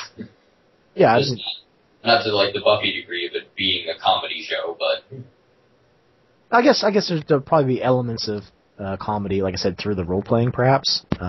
If you're calling the ship bot, bastard face, every time you come into the cockpit, that's a little humorous, or whatever. I'm planning on kind of being the straight man, but we'll see how long that lasts. But definitely themes of exploration. Like I said, this is the unknown. This is an enigmatic thing that has just happened to the solar system. And the solar system in this setting is pretty well mapped out. People have settled on lots of different moons. Humanity is comfortable being in various places in their solar system. So, it's almost like the final frontier is beyond the solar system, and then this happens. So, it's almost like the frontier line got pushed backwards, closer to home. It's actually right in the middle of the setting, if you think of it that way. We're not coming from it; it's coming for us. It knocked on the door and is strange, and you're looking through the eye hole what the hell is that, And I was thinking we've probably become very settled in, there's plenty of spirituality in the Gantry culture, and I'm sure there is in other cultures, but we've probably become very settled in what our perception of what's scientifically possible is. We're not, at this point, because we've explored everything, science has advanced further, so we go in and we suddenly see all this weird Kizan crap and aliens and stuff. Just, I mean, I'm expecting my character to do like a lot of reading of Asian mythology, just trying to like, okay, maybe I'm gonna go more towards the spiritual side now because this doesn't make scientific sense. Oh yeah. Like, it would be a revival of superstition because like that's what I was getting at. Like just not even spirituality, just superstition has like gone not completely away because it will never go completely away, but it's gotten really significantly down. And then suddenly this happens and everybody's like becoming really superstitious again. Well, I think Earthers for the most part probably give lip service to various religions and and Ganjin, like I said, Ganjin have their spiritual elements. So I'm not saying spirituality's gone or even that it's all lip service, but superstition, while it will still be there, particularly among like uneducated people, it will be a lot lower, and like people probably don't take the religion as literally, and so then for me to like, I'm sure my character is devout, but then he sees this stuff and he's like, well, now I'm gonna actually start like believing in the spirits. I mean that's definitely something that could come about through the campaign. Your characters might look at the world and universe in a different light. Yeah, that would be like my 3 stages of trying to deal with this weird stuff: is A, get drunk, B, get shut up with whatever drugs the doctor guy is willing to give me, and C, seek some sort of spiritual answers. That's a responsible captain. Get drunk, get stoned, get lost in like mythology. Okay, so where was I? Does anybody else have any questions or suggestions on maybe just how I should run the game? I don't know, anything like that. I did have one thing to add though. At this moment in time, when the rift opens, we have not discovered alien life, right? No, it's very human centric up to this right. point. So when we do encounter alien life, that's going to be another factor that we're going to be freaked out about to some degree, because we've never encountered aliens before. Mm-hmm. Yeah, so I think that'd be a huge factor too. Yeah, that'll probably change your character's views on things, perhaps, or just. Well, I was mulling over this when I was like driving to work and back, and I was like, if my character encountered an alien, he would pretty much like almost wet himself. He'd be like, holy crap, there's an alien here. Right, especially if they look, as bizarre as I'm thinking they're going to look. Yeah, I'm sure. Yeah, that's kind of how I, what I was just, thinking about. It's going to be quite a shock. Well, it's interesting because I'm not going to spoil too much. There's going to be 2 main factions, and both of them have different flavors. Definitely, one is more horrific, and the other one is more scary. Okay. but I'll leave that open to interpretation. Okay. So the special powers, the Kizan powers, and then alien life and all that entails. I was thinking about throwing in some politics too, and I guess this is where I really need to talk to. The Ganjin characters we talked a little bit about with the Daigon Kata and trying to move up through the Tenryu party. For the Maverick guys, like I said, there's different gangs. That's what they go by. That's their system of government. It's basically who you belong to, and there's like 1, 2, 3, 4, 5. There's 7 main ones, but there's a lot of little ones too. It's basically just who you belong to, who you get along with. The various gangs sometimes fight amongst themselves. It's pretty, it's kind of chaotic. And just as far as like numbers go, like the Accord, I think has 15,000 plus members. The Cartel has 10,000 plus members. The Hellcats are only females, or like fighter pilots. The Accord was they're sort of like piracy, smuggling, mercenary work. The Cartel is sort of like the Mafia, network and like information and like spies and that sort of thing. The Cogs are like amazing engineers. They have 1,000 plus members. The Nest just sort of revolves around this one CD bar called the Rat's Nest. There's like 500 plus members. So the numbers keep going down. The Knaves are like 1,000 plus members. They're like more honorable and less violent. but they're like pirates. And the regulators, these are like the space police, but you think police, yeah, they're like corrupt police. They do prevent crime, but they have to pay the bills. So, so that's an interesting balance. Yeah. Like they would tend to fight those who commit rape, murder, assault, sort of like frontier justice, judge, jury.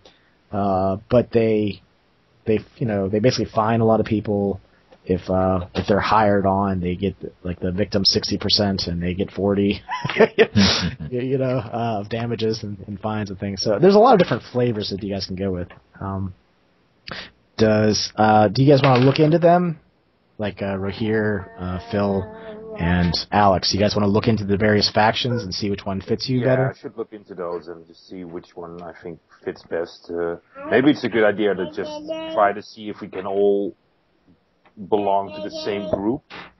Yeah, I wasn't sure if that would be better or if you wanted to have a variety, because if you have a variety, then you can have an inroad to the various factions.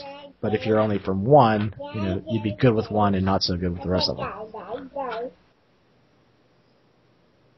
Yeah, something to be said for either way, I suppose. I don't know. What do you guys think? I think that'd be a good idea. I still need to. I would still need to look at them thoroughly before I commit to any actual decision. Though originally, I was concluding that my character might not want to be a part of any game. He might try to stay neutral. I don't know if that's even. Is that even possible up there? Yeah, I mean, there's lots of small gangs. Right. Like family groups probably would be the smallest. So yeah, you could just be like an outsider in an outsider culture. So it's like outsider squared. But yeah, it actually starts in the Battlefront book. Like page 12 starts the Maverick, and then on the gangs start on page 15. So you want to look at those. And there's a bunch of them there. All right, I'll just look into those and see if anyone catches my fancy. But yeah, that could be some possible political type things too with the Mavericks. Wesley, why'd you play the dice, buddy? Ooh, look at all the pretty dice. Yeah, let's roll dice. Yep. Trying to hit the mute button here as much as I can. Yeah, I know, right? Yeah. Hey, it's all right. It's not bothering me. Yeah, I get spoiled. Sometimes he sleeps till 4 when I put him down to 1. So today's, wow. So yeah, not today.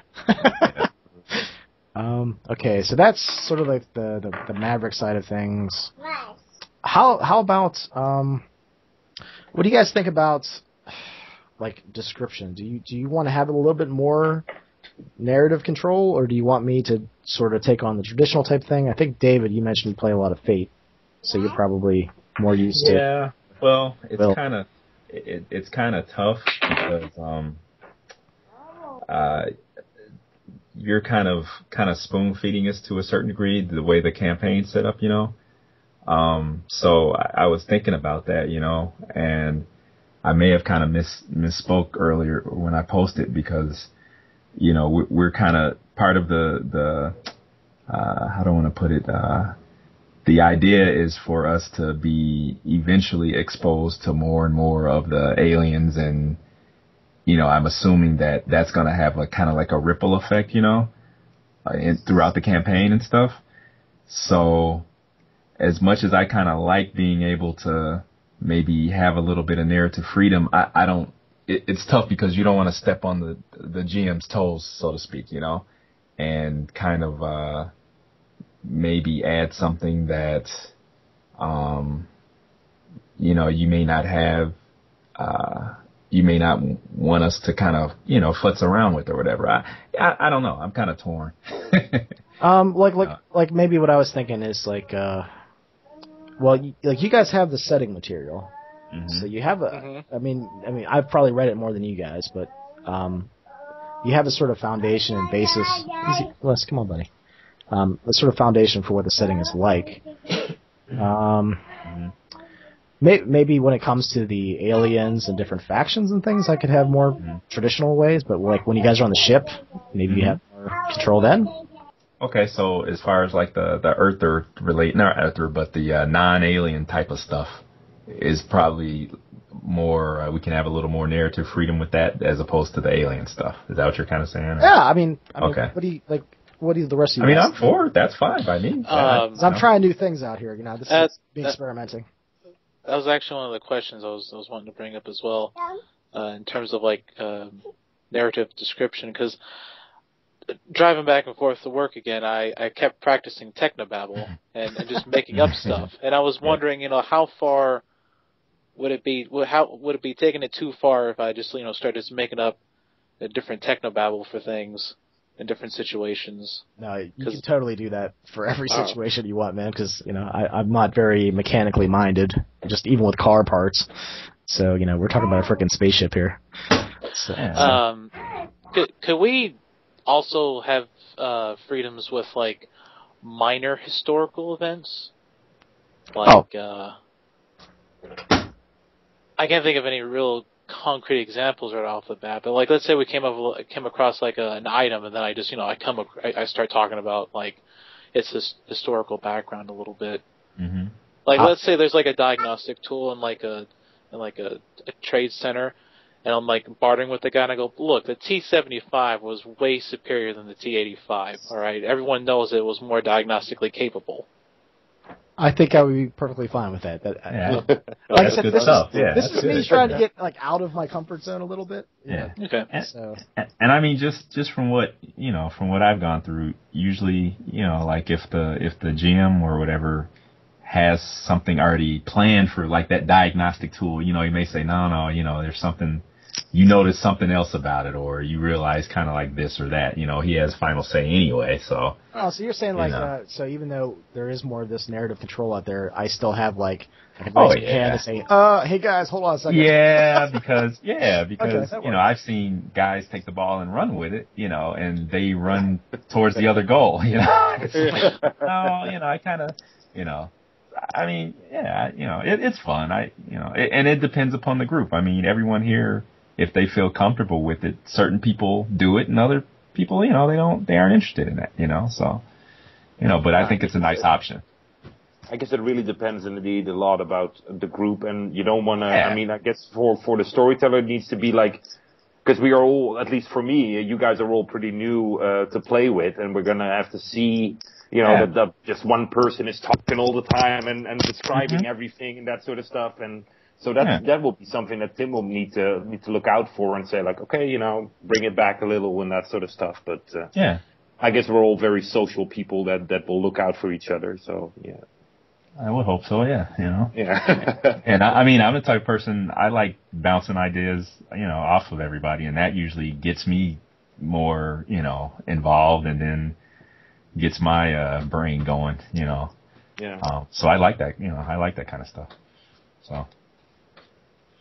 How about Alex? And you've been kind of quiet, man. Do you have any thoughts about that? Yeah, Alex in here. Room to talk about stuff. Yeah, don't be afraid to say like, careful. Hey Sam, you're ignoring me, and then like. Right, or that idea sucks. I try to bounce it around a little bit. Like if I notice like for instance, when I was playing with Ro here, I noticed sometimes that he wasn't getting enough spotlight. I thought so. I'd like, hey Zig, why don't you deal with Ro here for a while? So don't be afraid to raise your hand and sort of like butt in if I'm steamrolling over you. No, I'm sure I will be fine with that. Yeah, if you don't hear me screaming in anguish, everything's probably good. You're good, yeah. Yeah. You're just quietly sobbing in the corner, so. No. Yeah. I think that that David's definitely hit the nail on the head there. Some people will be more into the narrative element. Some people will be less, and I'm sure that the group will find a balance there. As individuals, and with you sort of guiding what's appropriate. I don't know. Yeah, it sounds good. I'm sure all will be well. Mm-hmm. I just have confidence. How about you, Alikov? I mean, you said just a little bit ago that you're more narrativistic. Yeah, I am very much like the other game I'm playing in. The one main problem I have with it is not anything to do with like I have a lot of stuff to describe, and I'm not allowed to do that or anything. So it's not really specifically that I want lots of freedom. I just want the narrative to flow, and I've noticed that I agree with Samuel G that often people will get if we don't have a certain degree of narrative freedom, it will get to where we're having to ask like, is this there or this or that? And for some things like, okay, we want to know about the culture, we want to know about the history of the setting, or about this alien thing we wouldn't in character know about or whatever. Fine, that's obvious, but for little scene related things, that's my only thing is like I don't want to have to ask plot irrelevant stuff like right. Is there a scalpel in the sickbay I can pick up, or is there something stuff to pick up here? Is there a door? Whatever. Yeah. If I do overreach, I'm fine with you saying actually there isn't a door there because it's really important. There's not a door there because I wanted there to be a scene where you run out of doors, right? Caught or something. But I would much rather ask forgiveness than permission for that stuff. Because if you go the other way, at Con, you just end up asking for clarification on every little thing, and you get like half as much done. Absolutely. Yeah. Okay. I'm definitely cool with, like you said, non-consequential, just kind of everyday type stuff. And you guys also you're going to have a map of the ship. So, the floor plan and, where stuff is. So that should help out a lot as far as that stuff too. Yeah, Tim, I think it'll balance out. That's cool. I mean, maybe I'm being too paranoid about this or whatever. So, just know that I'm trying to experiment. That's fine. Yeah. I mean, I've only really ever played with one person that was, or I got lots of narrative control, and it was great, but it was also very extreme, where like I could describe entire settings, and so I'm not expecting that. I don't require that, but I've never really I'm kind of out of my comfort zone too, because I've never really had a middle of the road thing, where it's not just completely player driven and it's not traditional model. Yeah, I guess it's some bastardized hybrid. Well, we'll try that's to the more model. It's not one I really ever had. Yeah, and if anybody is ever I mean, I'm just trying to put this stuff out there because I guess let me think here. Phil and Alex were both in my Lamentations game, and I think I probably should have had more of a social contract talk like we're doing now in that game. And that I was also bringing people in to fill empty slots, so that was kind of a pain in the ass. But if something's going on in the game and you're not happy, or there's something that's rubbing you the wrong way, don't be afraid to tell me, because sometimes I've noticed myself I don't pick up on some cues that people give me until they're not there anymore. It's like I should have maybe picked up on that, but they didn't tell me either. So it's kind of a two-way. I'm going one way in the street, they're going the other way. Communication needs to flow. I will have no problem telling you that. So. I'm generally not very picky about where the storyline goes, it shouldn't be an issue. But if it is, I will tell you. Yep. Particularly with stuff that relates directly to my character, I'm not going to bother or interfere with what I consider your domain, like how the aliens are, even if I don't particularly care for it. But if something, like the way you're dealing with Ganjan culture or the history or anything that's directly related to the way I would play my character that I would care about, I would interject and criticize and whatnot. Yeah, I think you have a pretty good basis on what the Ganjan are and what they represent. So I might tap you from time to time, well, what do you think, Alikov? What do you think the Ganjan are like in this instance? Something like that. Yeah, I really plan to go actually do some research on Shintoism or something so that I will have a better basis. Because, particularly with my character being probably a very active worshiper of at least Saigon because he wants to get into Hurkata, so yeah, I definitely would honor you. And then, unfortunately, the Ganja do not have a saint of people who don't fit in really because they don't have that concept. But that would be funny if I discover think of the Outcasts or something from one of the Maverick people, and it's why don't the Ganja have this? Yeah, and this is going to be our version of the setting too. So even though you have like I have the setting books and you guys do as well, we can deviate from that. So don't feel too constricted at times. Maybe if you have a cool idea, like you said, the Ganjin should probably be like this. Then we can do that. Yeah, that's what I'm planning. I haven't really read much of the setting material. I just did enough to get a feel for what all the cultures are like, and now I'm just going on this is how I think they should be. Because if I read too much, I get caught up in this is what the book says they are, and I think I don't come up with as many ideas if I have too much canon in my head. Well, for instance, Phil suggested the 3D printing thing, and I was, I was like, well, can I just go into the 3D printer and print out Technobabble Part Number 5? And I'm like, yeah, I think that's kind of a cool idea. That sounds pretty fun. And then I kind of extrapolated on that. I want to do sort of this cloning thing that isn't part of the. Well, I guess clones are probably part of the setting somewhere, but I didn't read anything about it. With characters, so my last campaign, the deadliness was cranked up to 11. This one, the superhero kind of vibe and the force powers and stuff. I wanted to sort of extend the character arc a little bit more.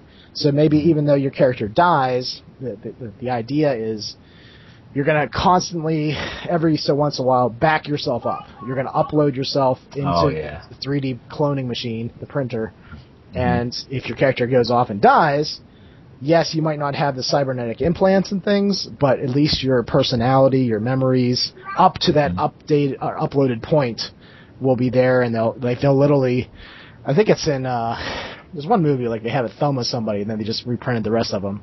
Oh, wow. Okay. So that's kind of the idea, except that, I think that was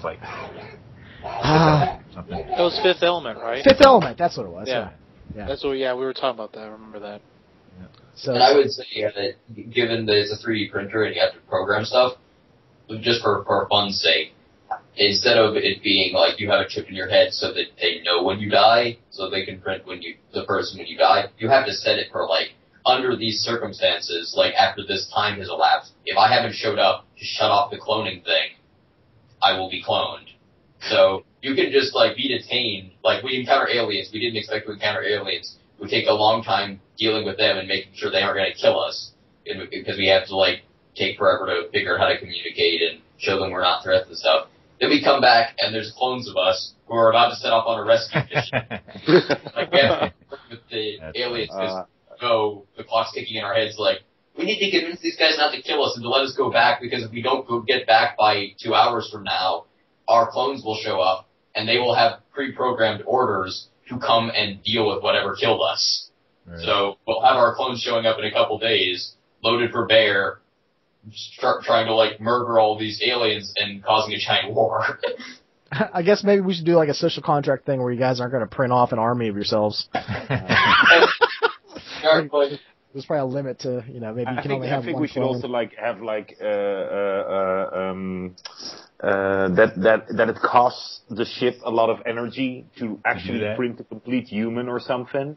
Mm-hmm. And that it would set us back so that it does have an effect, but not the character's dead or something, but the ship will have to regenerate from reprinting somebody and that sort of stuff. So it's not oh, you know what, I'm going out there, I'm just jumping in this cliff here, and well, who cares? I've been backed up. I'll reprint myself. Yeah, and I would say it probably, for ease sake, we can't print more. It's not practical to print more than or to print backups of us unless we're dead. Like, it's not practical to just keep them around, because A, you have to keep them around. We probably don't have room in our ship for a bunch of clones. B, it's creepy and annoying to have 5 versions of yourself wandering around bumping into each other. And C, power reasons. I mean, there might even be something where, like for instance, maybe this is a Maverick device or a Gonjan device. I'll leave that up to you guys. And they have basically given you strict orders. I'm guessing this is probably a prototype. That here you guys are being guinea pigs again. But like there might be some flaws in some of your clones. I actually thought about that. Like maybe like some of your stats are a little weird, but yeah, that's kind of cool. Just like Resurrection, you know? Yeah, just like our minds can't handle the fact that there are more copies of ourselves. You know, we get suicidal and stuff because am I really myself or am I this clone? And I would say, from my perspective, with it being clones, it's even weirder than like Eclipse Space version where you upload yourself and download yourself, because definitely if you jump off a cliff, you may be cloned again, but to the human psyche at least, or from my perspective, your brain is going to go, that's not me, that's a clone of me. Yeah, because if that clone can exist separate of you being dead, then it's not the same you. Yeah. So it would still, it's not like we would have this debonair approach to life of we're not going to care about self-preservation because we're just going to be cloned. Because as far as we're concerned, we're still going to be dead. Yeah, I was also thinking, there is the morality rating that's in New World of Darkness?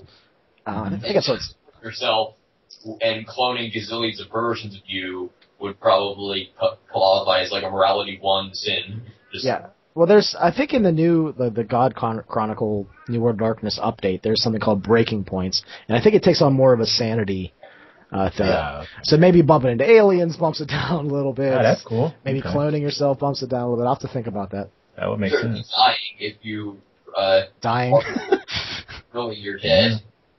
Like if we program it before we go off to die, our clones won't have memories of dying, but we will know that we died. Yeah. We'll have to roleplay that too. Like, you're going to have to remember the last time that you uploaded yourself.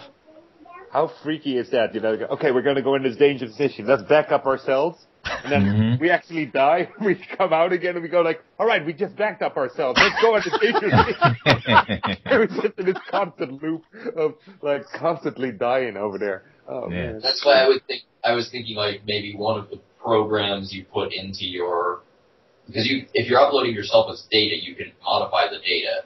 So one of the ways I would say we modify our data is like we either give ourselves a command of like, if we don't come back, clone yourselves, get loaded up, and come and kill whatever killed us. Or if we don't want that, just ignore the fact that you don't remember what happened, know that we're dead, and move on. Well, this might be something too, like by the book you're only supposed to do it a certain way, but the Mavericks get their hands in it and say, well, screw that. We're going to modify it and, tinker with things. So we'll see how that goes. I was also thinking about, and in terms of with the whole cloning idea, that maybe perhaps you wouldn't want to have a lot of clones made of yourself, only because every time you came back, it's like what we were discussing earlier with the whole idea that you're remembering what happened to you. Mm-hmm. But not only that, but there should be some form of diminishing return, so to speak, along with it, that every time you clone yourself, the DNA might, over time, degrade. So each clone that gets produced afterwards might be a little less inferior than the other one. Mm-hmm. Or you might also get into the idea where if you do have a clone and you and your clone are, kind of looking at each other, you also have the a sort of individual sort of ego battle going on. Yeah. Oh, wow. Because you each recognize yourself as you. Who is the true you, right? Or who? Yeah, exactly. So it ends up almost going into like a self-murder situation. Wow, that's deep. there can be only one. I mean, I that's thinking, good. Yeah. I kept thinking that like, with the cloning, that might make up like a session where like one day the clone machine goes crazy, and so we have to deal with ourselves, and we have to deal with the ugly part of ourselves. Maybe the clone machine might go haywire, and the people that come out of that are not who we were. They didn't have our memories; they had someone else's memories. Or the uploads get confused, and your personality's in somebody else's body. Yeah, they get corrupted. Files get corrupted. Wow, that's pretty interesting. Right, we'll upload ourselves in aliens. Nice. Oh, yeah. I was thinking as part of the DNA degrading, instead of it just stopping working, it changes, it mutates. So it's not that we won't be able to make new versions of our bodies or whatever. It's that we will start changing. Maybe we'll start getting dementia. Maybe our personalities will start changing. Maybe we'll start looking different. But the more we clone ourselves, the more we have this sort of paranoid fear of how much of, because we don't know what our old clone was like. So how much of my memories are wrong? How much of my personality is wrong? Exactly. Also, there's actually flaws. Before I forget this point, there's actually mental flaws, social flaws, etc. There's the mental ones too. I can't think what they're called right now. Maybe those come into play if you derangements. Derangements, yeah. Maybe you get a derangement every time you clone yourself. That sounds. And I think every time our clone returns, we should at least be like a new person. So our Kaizen powers would be gone. The powers that we had, because we're no longer, we weren't for that long a period be exposed to those things. Yeah, those particles. Yeah. Well, all this is a good balance for a deterrent for just jumping off saying, I can come back, so I'll just do whatever. That's good. It's good. I was also thinking to add on with that maybe when we get cloned, it's sort of the idea that with inbreeding. Because if you breed within your own family, that creates some genetic discrepancies, and over time it won't work. It needs new material. So I was thinking maybe the cloning machine, after a while, will actually start digging deeper into your gene pool and start looking for fresh new genes to kind of mix it up. So you'll end up coming out looking more like your grandfather or something like that. We're gonna become like Bulgarians. Holy crap. Or some distant past or something like that. So if you had a family that had roots in different parts of the country back on Earth, tracing all the way back down to Earth, you might come out looking with red hair rather than black, or having a little bit more of a blonde texture, something like that. You're no longer Asian. Oh my God! I thought you were going to say that the cloning machine needed to be refreshed with new material, so it was going to need new. I'm hungry. Yeah, exactly. Yeah, I can't wait to see what cold magic fingers does with it. Or you start dragging back into you had a great-grandfather who was an alcoholic or who had this mental illness or something, so now you have that. I like that. That could kind of arrangement. Suddenly I have OCD or something because my great-grandfather did, and I'm what? Where did this come from?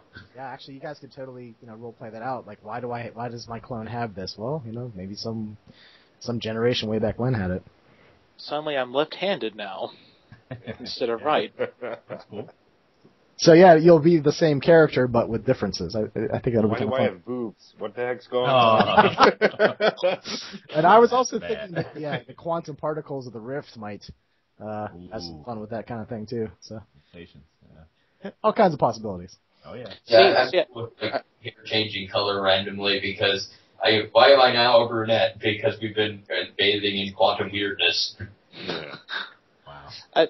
I really like that because what that adds is that we can get this really deep, very philosophical, introspective look, and have maybe a session or two where that might become an issue, and we'll have to deal with that. So I'm thinking about this in terms of how Star Trek has those one-off episodes where the holodeck goes haywire, so they got to deal with that. So sort of stuff like that.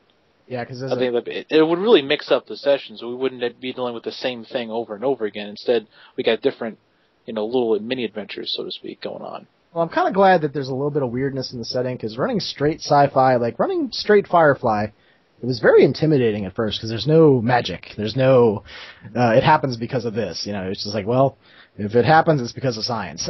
You know, it's like ouch. You know, and like it's a lot harder to come up with things. But right. Like I've ran several Firefly campaigns, so it's really my only exposure to sci-fi games as far as running. So I'm a little intimidated, but I also I want to run more sci-fi games. So, and I thought of this setting, and it has a lot of interesting ideas, and I'm sure we'll come up with more too ourselves.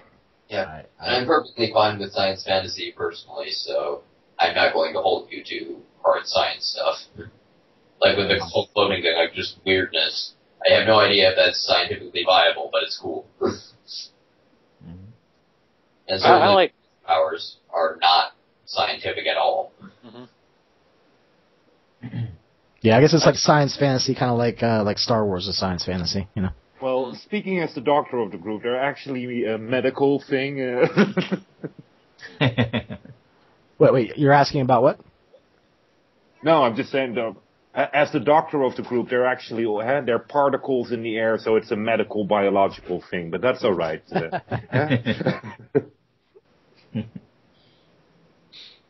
Yes. I can freeze things with my mind. That is magic. You shut up. But what I'm really liking about this is because we have the mixture of like hard science and fantasy, I can like basically have my cake and eat it too. In that case, and what I do like about science though is that there are like an extreme amount of possibilities, and with science fiction, you can stretch that a bit further, a little bit, and kind of go in different directions and stuff. So that like I feel like there's a lot of freedom in that. So we can just explore things and just go way out there, so to speak. I'm just not going to hold people to not going out.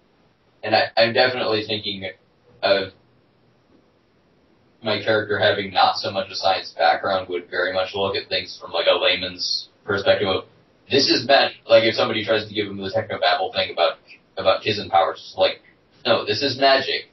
I don't care about your particle explanation. This is magic because it's magic, and I don't understand your weird science talk. I'm gonna enjoy the back and forth with our characters on this. This will be very fun. Yeah, and that will be where my character develops the trait that all my characters have, which is kind of the whole snarky thing or comedian thing, because he will very much, once weird shit starts happening, will very much become irritated at the like hardcore reductionist science people who are like, oh, that's particles or that's this or that. It's like, I don't care what it is. This is weird. Yeah, I'm seeing that the doctor and the scientist, Rohir and David, respectively. But yeah, respectively. Like, I'm thinking I got other ideas. Oh yeah, that's cool. I don't care. I have weird magic powers and there's aliens.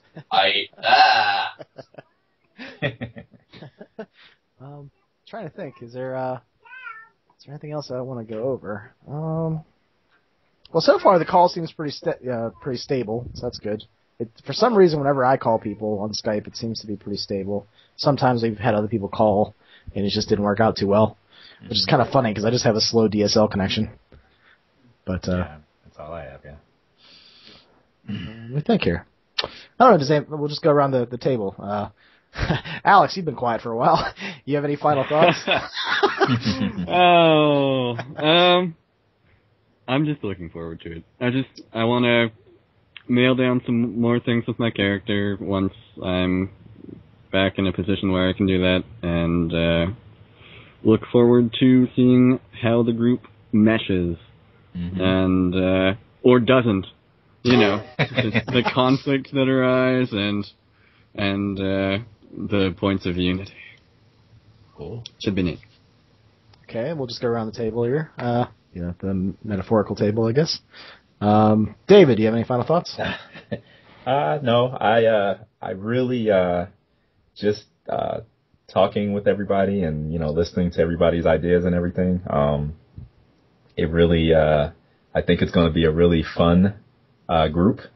We've got a lot of, everybody's got a lot of interesting ideas, and and stuff, which is really exciting. It's glad for the invite. So yeah, I'm looking forward to it as well. Well, thanks for saying yes. Oh yeah, no problem. Actually, that goes to all of you, really. But, okay, around the table to Rohir. Any final thoughts? No, this is going to be my first sci-fi role-play game, so I'm also very looking forward to it. So I'm curious, and so far I have a great impression, and looking forward to it. How about Phil? What do you think? Well, again, I got a lot of stuff to fill up my character. One of the things I was thinking about that I'm going to do is this is something I tend to do with a lot of my characters when I'm given time is, and I especially did this with Jonas's campaign where we're playing Cthulhu Tech. I wrote out a little background, and then I made up a bunch of like little things just things to feed the GM to kind of play off of. Mm-hmm. And so I'm just going to basically like give a list of like his family, different relations and stuff like that, and just kind of just let you make up different plot points with that. So intermittently throughout the campaign, this thing might happen. I might run into somebody that I know, and stuff like that. Yeah, actually, that goes for the rest of you. If you want to come up with like family and stuff, you can also include that kind of stuff in your aspirations. So you're saying about like food for the GM. That's going to be like my go-to food for the GM right there with the aspirations. So, Well, Tim, did you have a certain amount of sessions that this was going to last, or is it we're just going, just take it as far as we can go, or? Well, with my Lamentations game, I just sort of did that. I just sort of went with the flow. But it had problems. So, so I know Rohir is a long-term player. And I think probably, well, Alikov, are you like a long-term player? Do you prefer longer campaigns? I was, and at this point, I like long games, but I would prefer, since I haven't really ever done a campaign that ended when it was supposed to end. Well, the one that I ran ended when it on a good note where you got closure, and it did. But other than that one, which I controlled when it ended because I was running it, I've never had a game end at an appropriate point. They always just die. So, both for the interest of the game and of getting actual closure, and for the interest of keeping the group going, because I think it's easier to maintain a group than it is a game, I would kind of like to have it have a set number of sessions. Now, that set number of sessions doesn't have to be overly small, but I think even if we get set a fairly large number, if we can have a light at the end of the tunnel when like stuff starts happening and we have scheduling issues or whatever, it can be that we can better survive them because, well, we only have 10 more sessions or 20 more sessions or whatever. What do you guys think about the number 20? Is that like 20-ish? That sounds like it's a pretty good number. Okay. Yeah, fine. Yeah. That would probably be the longest I've ever done. Would be 20. Yeah. Like if we ever finish up to 20, that'd be a record for me. Yeah. Usually my stuff dies before. Yeah. I mean, that's just the way it is, usually it peters out, so. Like, I'm kind of a stubborn bastard when it comes to that. Because, like I said, I could have probably ended my last campaign in, 6 sessions, because, people dropped out, but I just kept getting in new blood, so. Okay, yeah. I'll probably try to do that, too. If, your job changes or something happens, you can't do it on Saturday, I'll probably, get somebody else in, or at least try to. So, and what's nice is the RPG Brigade's huge, so, and, it doesn't have to be, I've never played with, Matthew Dawkins and, Ander and stuff like that. But there's lots of people out there that just have channels that they're like, oh, I want to play. And they have, a frowny face. And hey, dude, you want to come play? Come play. So. Yeah. But I'll definitely try to recruit people that have had or have a YouTube channel just so I know who they are and, know their personality a little bit. That seems to work best. Uh-huh. Yeah, I've gone through that, and it's tough. Because I do get some subscribers sometimes. Like, dude, I want to play so bad, but I don't know who you are. It's like You know, I mean, it's hard to tell a person by their comments sometimes, just with text. Yeah. So. I could write an essay on that. Yeah. Let's see here. I guess I didn't actually get to you, Alakov. Do you have any final thoughts or anything? Well, the campaign was interesting. I think I'm being David, mute your mic. It's sort of acting. Is it my mic? Really? Yeah. I'm acting up. Okay, let me hang on 1 second. Give me 1 second. I'll mute. It's just on the bottom. Okay, awesome. Okay, try that again, Alakov. Yeah, I definitely like the idea of having an end because if nothing else, because I like arcs and I like ends that make sense. So it'll be nice to have that. I like the party that's shaped up, I think, and we have plenty of ideas for stuff to do. So it seems positive. Okay. Good points of friction. I look forward to fleshing out the culture and stuff. All right. Just like maybe one more thing about me. I'm not a very plot-heavy GM, so don't be afraid to interject things that your character does. I like to be surprised. I do that all the time, and I was really looking forward to playing with you because I figured it would fit with the way I do that stuff. Yeah, I like that. As a GM, and ever since I started running games like that, I started playing more. So I think you're right that your chaotic playing tendencies come from GMing. Because as soon as I started GMing, I started doing that. Well, like Bro here can attest that I do some really off-the-wall stuff as a character. Sometimes too much. You know, I have to actually like rein myself back in. So. Well, my most recent character is like randomly painting people's apartment psychedelic colors and putting LSD in paint and then sticking it on random things so that random people will get stoned and I mean, I set him up to do that kind of crap because he is kind of insane and is a druggie and an alcoholic, but it's still half of this is just me being weird. Like, what can I do? Well, I got to do it with my last game that I ran that was like that. And where I would just throw in random weird NPCs and have stuff that didn't make sense, and somehow a coherent plot came out of it. So I was like, I need that craziness in my next character, and then. I mean, I was thinking with all this stuff that's going in my head. You know, I've been trying to jam myself, fill my head up with the setting, and try to experiment with some different things. It's like, you know, I usually improv a lot when I'm a GM. So why couldn't I improv a lot when characters and players bring new things to the table? Like, you know, I'm going to be improving just the same, just with more ideas. So, you know, I'm willing to sort of step out of my box and, you know, sort of run around the playground, you know, just try to see what happens. And that's why I wasn't so worried about knowing the setting really well, because I figured you're going to improv stuff. I tend to do better when I improv stuff as a character to some degree. So, I'll just, and if I do step out of bounds, you can set me straight. Well, I mean, I think we pretty much have a good grounding on what the cultures are like. I mean, if you just think Asians on Mars who worship, you know, big robots, I mean, that pretty much sums up the Ganjan. They have lots of honor and, you know, that sort of thing. And then you think the Mavericks, they're like the wild, crazy guys at the party that they're duct taping stuff to their face. They're a bunch of DIY folk, is what they are. Do it yourself, you know, gearheads, you know, that's, you know, they're hackers, you know, that kind of stuff. Cyberpunks, like David said. I mean, if you start with there and then you add like the futuristic type stuff, I think we pretty much got it, you know. You know, if you want to throw a weird techno gizmo that pops into your head, I mean, it's the frickin' future. So, you know, you can have a little bit of leeway there, and you know, don't, you know. So I guess I'm trying to, like, even though I don't mind when players ask me questions, and I don't even for this campaign. If you have a question, feel free to throw it at me.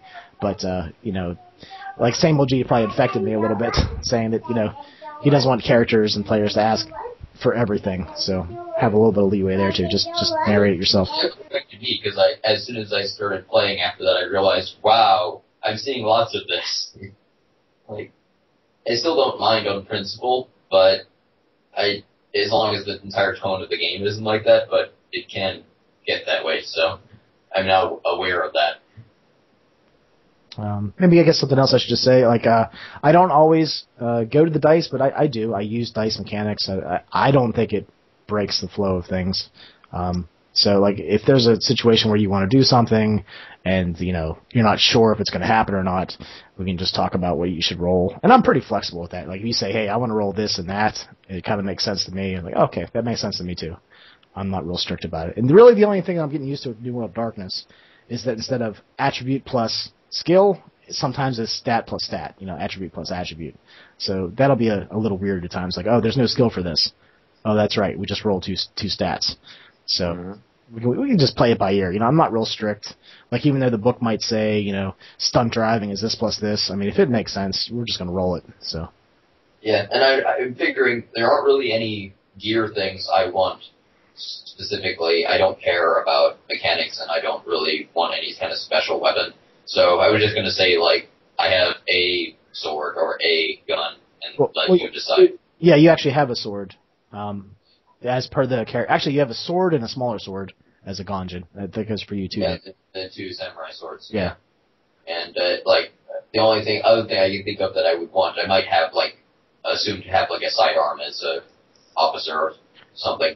Yeah. It's a little grabber thing that I mainly use as a bottle opener. So instead of doing traditional bottle opening, I just have a little gravity thing that grabs onto the cork and pulls it out. Yeah, I mean, if you find that you want something that isn't in the equipment list or whatever, I mean, just find something comparable and, just price it the same. Not asking stats or for something game breaking. I figure, you can give it whatever stats you want if it's something that even needs stats. Otherwise, I'll just assume I can have it because it's not relevant. It's not going to balance things if it has no mechanical stuff. Yeah, the only thing it's just I'm saying is I think as per the character creation thread, you have 1,800 credits, 1,800. So if you want something that's 5,000 credits, well, you don't have it, you're starting out. But you, like I said, both your governments, or as in the Maverick cases, the gangs, have funded the mission to some extent. So, that's why you have the AI, pawn. I think that's what we came up with. And, the bots and things, and the ship itself. I mean, the ship's expensive. So I don't think you need to refuel either. It's just it's fusion. So there's nuclear power. So you're flying on a nuclear power plant basically. Nice. So that's kind of fun. What could possibly go wrong? Yeah. Another reason to drink. You're warping space-time around you and riding on waves of it. They're And going through a dimensional portal and just God knows where. Well, as far as what you guys do when you get there, that's up to you. I'm totally fine. Like I said, if you want to go left where, the story might tell you to go right and you all agree with it, that's fine. That's where you go. No big deal. So feel free to have fun, take the game in whatever direction you think it needs to go, and we'll just deal with the consequences together. Excellent. Yes. And I am fully expecting that now that I think about it, this character will probably go down the semi-functioning alcoholic route. How many things that have happened in what you're describing, my first reaction would be another reason for him to drink. This is not going to last very long before So maybe you have gluttony or something as your vice. I was going to take pride or ambition. I'll probably take gluttony or something because. Okay, that works. All right, guys. Just because it's an excuse to be crazy, I guess. I don't know. I seem to like having characters with substance abuse issues in the recent past because I guess they can act more weird. Well, you're going to be trapped on a ship with these other miscreants, so. Yeah. Also, I tend to some degree misanthropes, which is probably part of why my vice is always pride. So I get fed up with I actually like the angry old man or whatever who's you're criticizing, not in a complete asshole way, just in the grumble way. So that again drives to well, this went wrong and this went wrong and this went wrong. This guy's being dumb again. So. All right. Well, as far as the time frame goes, we started at 1, and I'm probably going to close it up 4-ish. If it's a little bit before 4, that works too, because I have to pretend like I cleaned up the house all day and cook some stuff. Be the house husband than I am.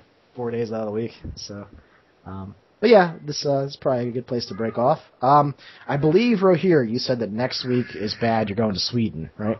Yeah, I have a funeral in Sweden, so I won't be able to make it. Sorry to hear that. Yeah, it sucks. It's my favorite aunt who died, so I need to be there. Okay. Well, as far as if I get a date, I'll probably kick my ass into gear and do more prep. So let's see here. Today's the 11th, 18th. How does Saturday, January 25th sound to you guys? Sounds pretty good for me. Yeah, I don't think I have anything, so that's fine. Alex, David? You guys still there? You guys still there? Hello? Hello? Yeah. What? Alex and David, you guys still there? Oh, he's still here. He's messaging below. Oh, whoops, I missed it. Oh, okay. David and Alex, can you guys play on the 25th? Oh, you can just type it down below, David. That date is okay. Okay. How about Alex? Can you play on the 25th? Yeah, that should be good. Sorry, I'd switched apps and I couldn't unmute it. And it was chaos. Yeah, I think that'll be good. Okay. All right. Excellent. All right, guys. I will probably talk to you between then and now. Just make sure you check your emails, and I'll be on the forum too. All right. Excellent. All right. I posted my character on the forum as well, so Awesome. I'll speak to you guys later. Okay, guys. Thanks for chatting and thanks for signing up to play. All right. Yep. Thank you, Tim. Okay. Bye.